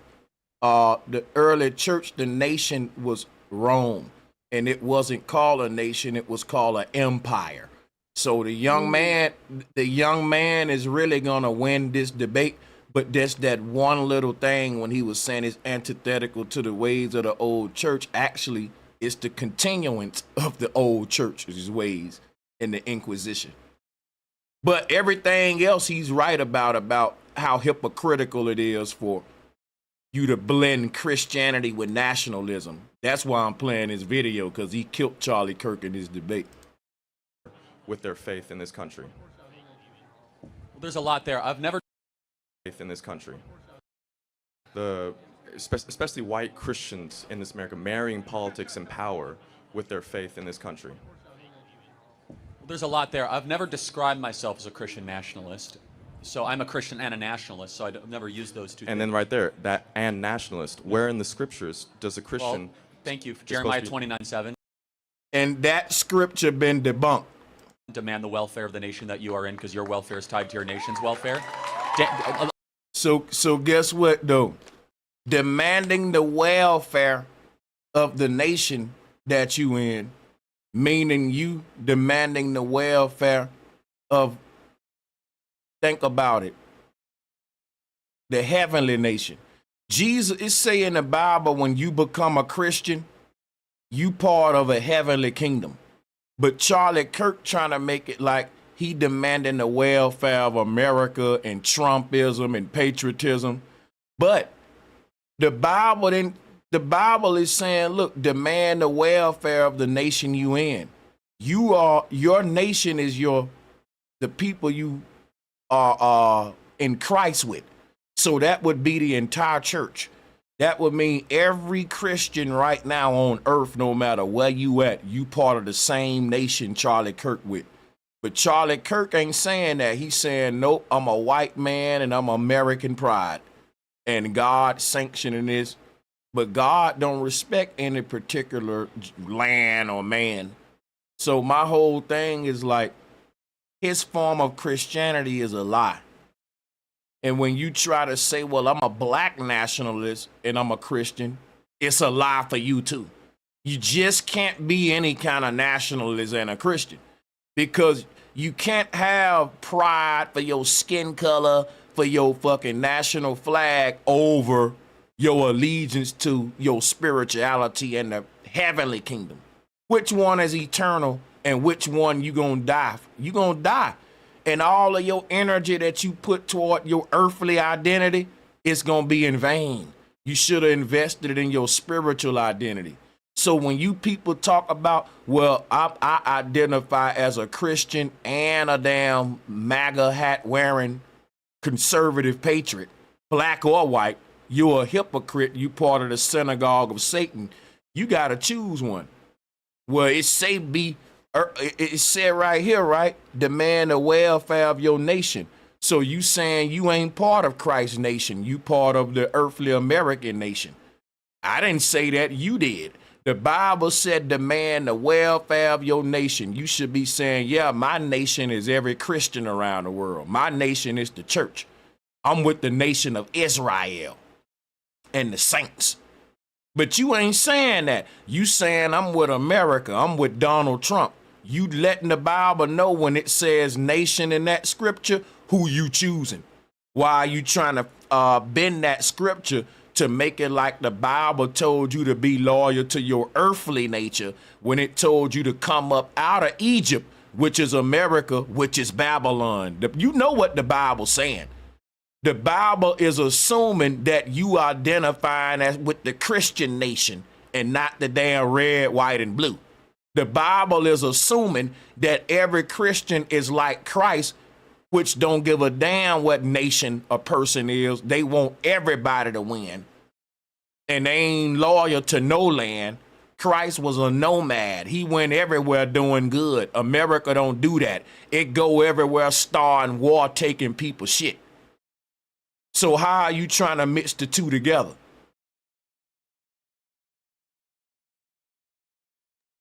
Let me continue.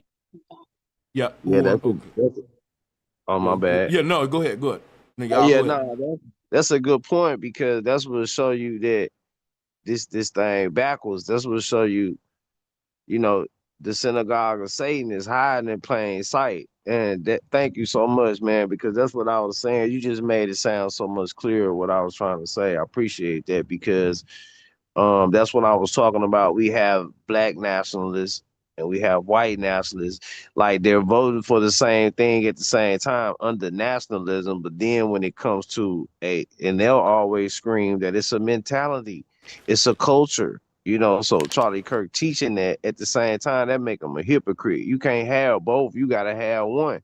Are you going to be just pro-white, or you just going to be pro-black, or are you this Christian person that you talking about? You using this Christianity to buy the minds of the people with.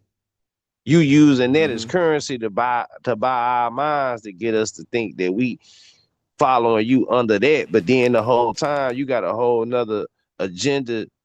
You got a whole nother agenda driven mission that's going on. You see what I'm saying? Mm-hmm. Yeah, so you right on point with this, bro, because we need to point that out, because this should get people to see that they can't be casting their energy for something that's not going to serve them. At the same time, if white supremacy is at the forefront, then you can be with them all you want to. Nothing's going to override the white supremacy. So what are we doing here now? This is facts. This is fucking facts. And you know why? Why your faith in Christ will never override that white supremacy, you Christians? Because they revised and wrote the Bible that y'all reading today is written by their forefathers, King James and them Freemasons, and them Freemasons started America.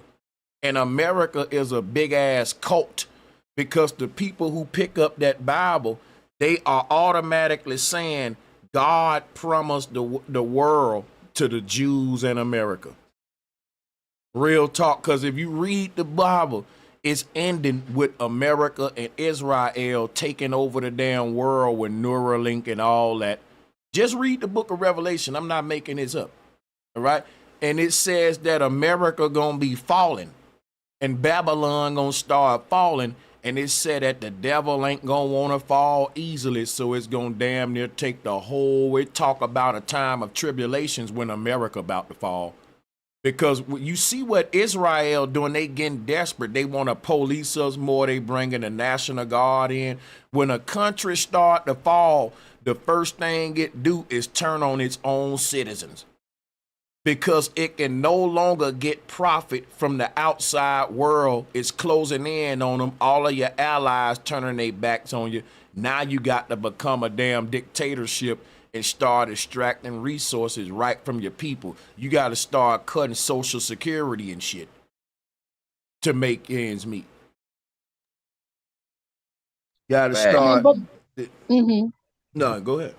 No, I was going to say, do you think United States is a Christian nation? But that's what I'm saying. It's a Christian nationalist nation. That's a different brand of Christianity. Okay. Now, that ain't what, it's a whole nother false form of Christianity. That's about, and with this form of Christianity, you got to find a way to bend the Bible to make it like God is sanctioning your nation and your land to be the most powerful. Yeah. He created an angle. He created an angle. So you know how they say you interpret it this way? Like these people not even reading out the Bible, man. They just manifesting their agendas and their destiny. Like, you know, and they using our energy and our power to do this. You know what I'm saying? Man, the brother just said a lot, bro. Sanchez just said so much because we don't really see this. Like we're just stuck. It seems like we're stuck in this religious, it's like they trying to catch light bugs. You know what I'm saying? To capture your light and your energy. So you got the light, they don't got the light. So like when the brother was talking earlier about you know, what should we do or whatever, it's like we should just stop participating and giving them our light. We got to have conversations like this so we can peep the play before it happens, because so many people are indoctrinated in the mind, and these people are so good of, I got to give it to them. They some good warlocks and witches and stuff, man. They really got the people fooled, and I'm not giving it to them in a point to where I agree with them. I'm just saying they're good at what they do, so now we need to be good at what we do. You know what I'm saying? To be able to fight this thing, it's not going to be a physical fight. It's a point of us allowing our light bodies to resurrect and learn the type of teachings that we learning over here, man, so we can balance out and become less carnal and less have less of a pig mentality. You know what I mean? So we don't have this animalistic state we in, and I'll fall back. Daniel fasted and prayed for his nation. Esther and Mordecai cared for their nation. They were counsel to the king. Right. Nehemiah, Jeremiah, Joseph, Jacob. I could keep on going. Moses, Aaron. In fact, Moses was so political that he wrote an entire book of the Torah, all about how to set up a government. It's the book of Deuteronomy. Christian nationalists, would you think that Christian nationalists, would that still be on a level of a different sect, like Christianity, like say Baptist or Lutheran or something like that? Would you be able to look at Christian nationalism like another sect? Nah, Christian nationalism ain't a denomination. Christian nationalism is a political ideology that simply sanctioning itself. Is this, right? Politics is the way that a country engage in gaining resources, land, expansion. You know, it's about war, you know, politics. But that politics is all dealing with nationalism and matters that are dear to your nation in politics. Before you had this concept of Christian nationalism, everybody understood that man's matters is just man's matters. Even the ancient Romans and Greeks, who are Christians now, had a pantheon of gods that did not interact with human affairs. They was in Olympia, we was on Earth doing our thing, and they didn't get involved in what humans doing, man. So the lie that they told was that God is involved in human affairs, and God want them to be on top and everybody else to be on bottom. And we believe the lie. Because, and that's the thing, like, God ain't involved with the child in Africa suffering. But they will tell you that. They will say, look, because them people ain't worshiping the true God, the God of Moses, the God of Abraham. That's why they don't got it like us Americans, when really they don't got it like us, because we over there invading their land. We're stealing from every damn body and invading them. But we'll tell them once we take their shit, the reason you suffering because you ain't praying hard enough to our God. That's what the colonizer do. The colonizer go to your land, he change your spiritual system, your language, he take everything, and he teach the children who are now born in an oppressed state at the bottom because they're prisoners of war and they born into a world where their ancestors was defeated. Their land is taken. What is the colonizer gonna teach them? When they say, hey man, why life suck? He gonna say, you gotta pray. You ain't getting on your knees to the white God enough. He got to have something to tell the children of the land that he conquered when they say, look, why the fuck are all of us at the bottom and your people at the top? He got to say, well, you're a Gentile, I'm a Jew, and God the one distributed this wealth. I didn't do that. This God's will. You know, God wanted you to be suffering and God wanted me to be rich. It ain't my will. You know, but if you do this, this, and this, you can be rich and you can do, you see, if you tithe and pay me 10% of what you making in the field picking that cotton, then you can get rich like Massa. It's crazy. But Man. they gotta have a game now for the people that they conquered, because them people gonna ask you, why is shit not equal? And the answer is, we beat your forefathers in a great war a long time ago, and we took over all your land and resources. But instead of them saying that, they say, well, you're not financially literate. You need economics classes. You know, you're not praying enough. You're not tithing enough. You can't just tell them people, look, I took your shit. You're going to always be at the bottom till you rise up and take it back. Why? Because you don't want them to rise up and fight back. So you created a religious system to make them okay with being where they at the bottom by saying, God want this. That's it's God's fact. will. Yeah. Then they program the religious system with telling you that these J's is the chosen people and stuff. So psychologically, people start to take that in. We even got so-called black people who saying we the Jews, we the real Jews, but it's a trade in places type of mechanism when it comes into the psyche, because you telling your subconscious Jew is you. So you like, I'm you. And they saying I'm you, but you the best one to be. So when you tell them that you them, then that's why you fall on the bottom. You see what I'm saying? These some mind games they got going on, bro.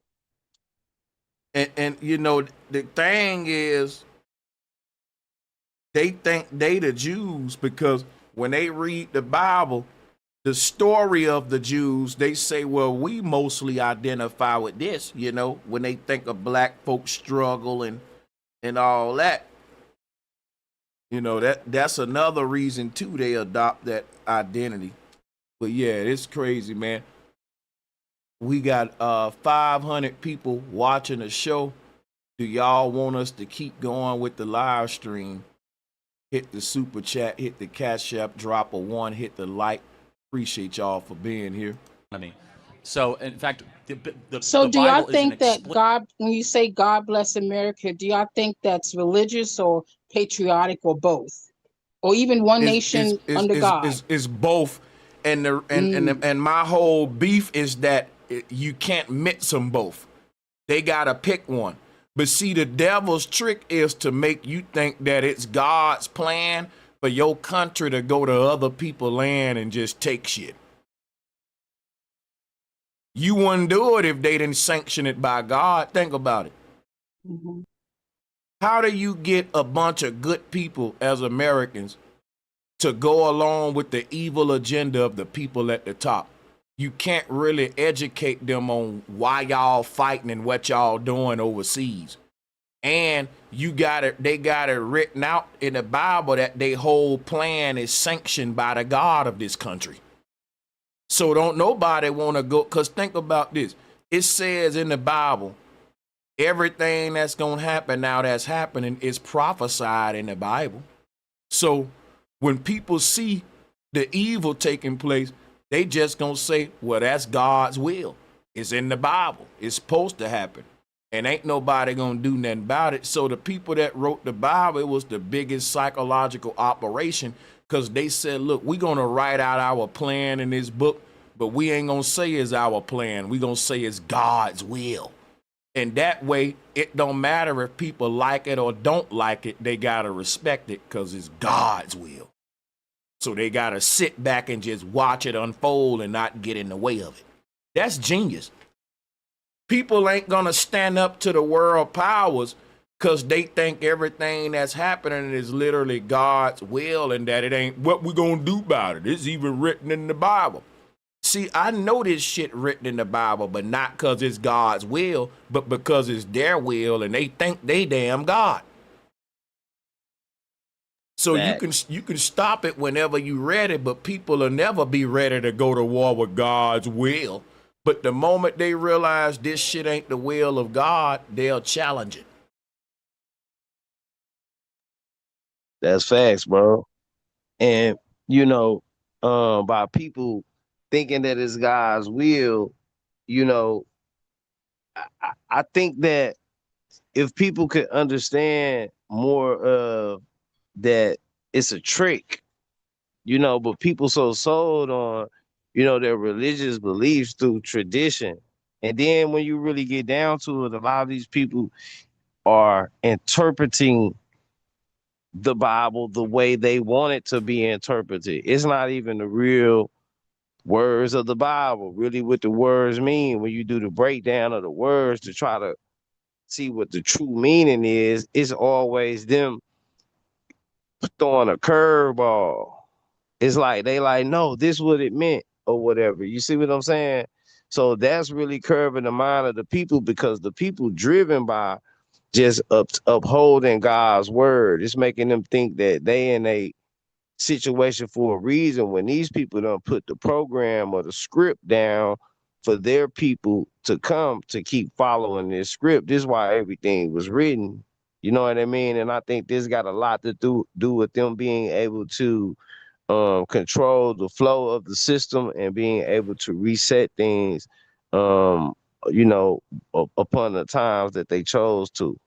Like you said the other day when you said the 60s was like page 1960 or whatever, bro, that made like so much sense, because that's what we actually see happening. But how do we break the psychological barrier of the people from having a veil over their eyes where they can't really see what you saying, though? You see what I'm saying? How do we do it? We do it just how we doing it right here today. Salutes to y'all. Explicitly. Shout out to Sally McDermott. Appreciate you, bro. You on fire today. I appreciate y'all. Political text amongst many other things. Now, can we interpret those texts in the light of the revelation of Christ? Because you just cited all Old Testament texts, but you've not once cited St. Paul. Okay, yeah. If you want me to also, by the way, just so we are cite St. Paul about the kingdom of heaven and the governance. Just so we're clear, do you think that the New Testament is greater than the Old Testament? It is. It is greater because the revelation of Christ dictates how we interpret the Old Testament. So you think that all of a sudden, like Genesis 1 is not as great just because of the New Testament? The Old Testament was a type and shadow of the things to come, and now we live in the full revelation of Christ. Right. Again, So it is by definition that is such lesser. a dangerous theological. That's not true. That's Christological theology. Hold on. Of course, I believe in the resurrection, but to all of a sudden say that, like, in the beginning God created the heavens and the earth, is like somehow lesser because of the revelation. Well, what the young man's saying is logical. Things in the Bible that are yet to come and that are currently unfolding is actually more valuable than things that have already come to pass. Because we're witnessing scripture unfold in real time. And it makes you say, well, we know what's going to happen next if the Bible is right about what's happening now, from the moment I was born up until I'm 40 years old. So I ain't got to deal with, was the Bible right about God creating the earth and the sky? I'm on the earth. I'm looking at the sky. Why would I value things that already passed? That's like valuing the dead over the living. right? We're going to value the kids over the people that's already in the damn ground and past. Of course we are. That's priority. They would want us to do that. Your ancestor would in the ground would want you to do that. Your motherfucking ancestor would come back to the earth and whip your ass if you put them above your children. And it ain't that you choosing. Of course, we all equal on a spiritual level. It's talking about what you gonna value in your earthly existence. Is it gonna be jewelry, money, cars? No, it's gonna be the children, the youth. They the next generation. And you ain't gonna place value into things that have already passed or people that's gone. You gotta, they will even tell you, let go. It's good for therapy. You gotta let people go when they pass. It's good for your therapy. Focus on the living next. And that's the best thing you can do for the people that pass. Your grandma would love it that you found the new breath and taking care of your damn family after she passed, right? Because now you continuing her legacy. That's what she was doing.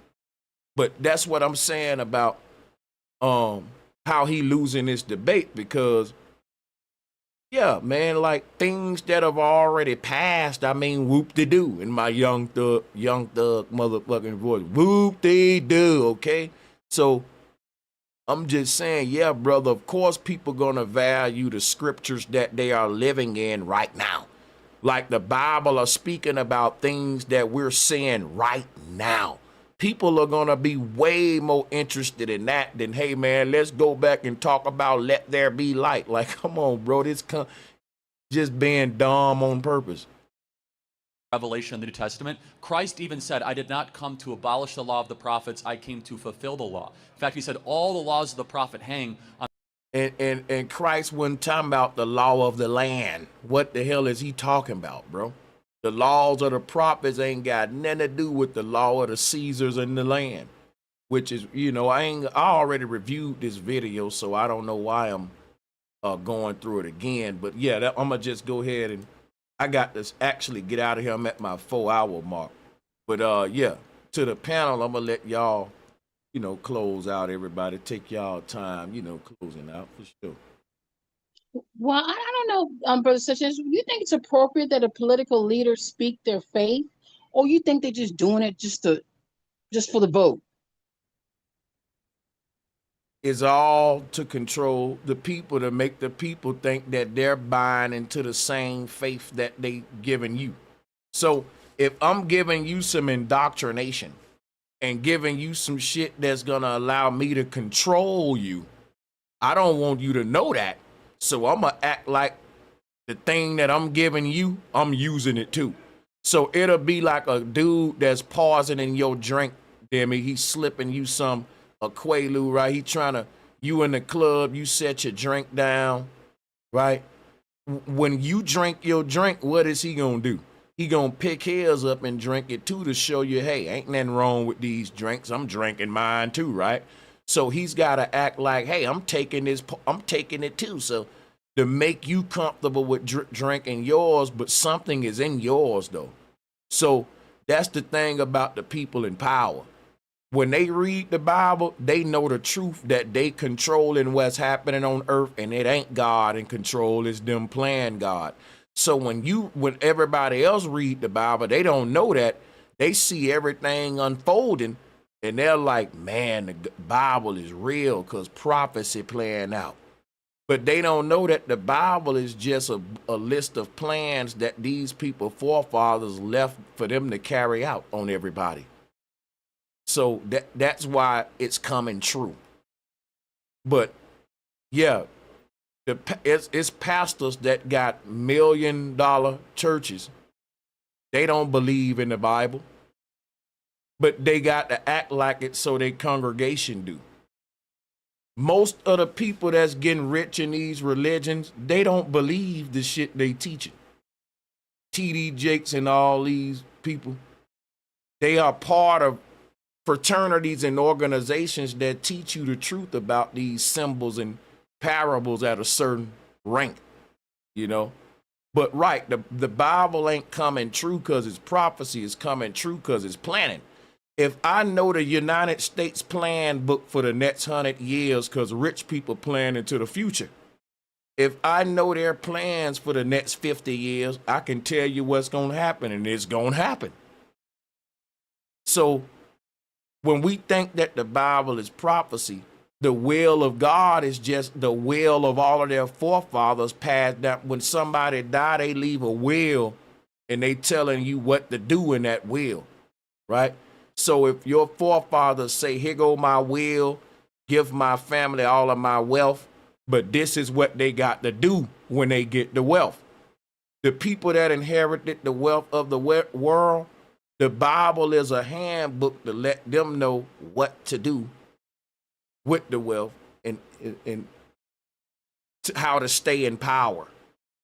You know what I'm saying? So, and if they do it, it'll lead them to the promised land. Their forefathers didn't want them to have to really do a lot of thinking. Their forefathers studied us for so long. They left them what to do on the plantation to make sure the slaves be good, to make sure that the house is clean, to make sure that the slaves don't rebel, you know. And if y'all do this, boom, and they following those steps to the T. So naturalism can, and I'm gonna take it that nationalism can be dangerous. Basically, it can be. It is. Oh yeah. I just wanted to say, man, that sound like what having an external hard drive is. You know what I'm saying? Like they left them this script for them to follow because, you know, they're only able to kind of act off impulse. And then how do we beat the people who have an internal hard drive or internal connection, or what people are calling the soul, who have um natural intelligence? You know what I mean? Over artificial intelligence. Like, that makes sense. We're gonna leave a book or a blueprint for the people who act off impulse, or they ain't got no light in their head type of thing. So they're able to Religion follow. was made for AI, basically. Yeah, You know, that's what I've been trying. So the whole thing is programming is for computers and machines. So that's where indoctrination or religious programming, you gotta program people to do right from wrong, but you never had to do that to us because the law is written in our hearts as spiritual beings. When we doing something wrong, we can literally feel it. And when we doing something right, we can feel it. But if you are an AI robot, a soulless creature, you would need a religious system to show you what's right from wrong. You would need to be programmed that. And that's the thing about religion was never for spiritual people. That's why religions aren't spiritual systems. Spiritual people had spiritual systems. I think religion was for the lesser beings of what we call mankind, the barbarian, because they literally barbaric, like they gotta be taught right from wrong.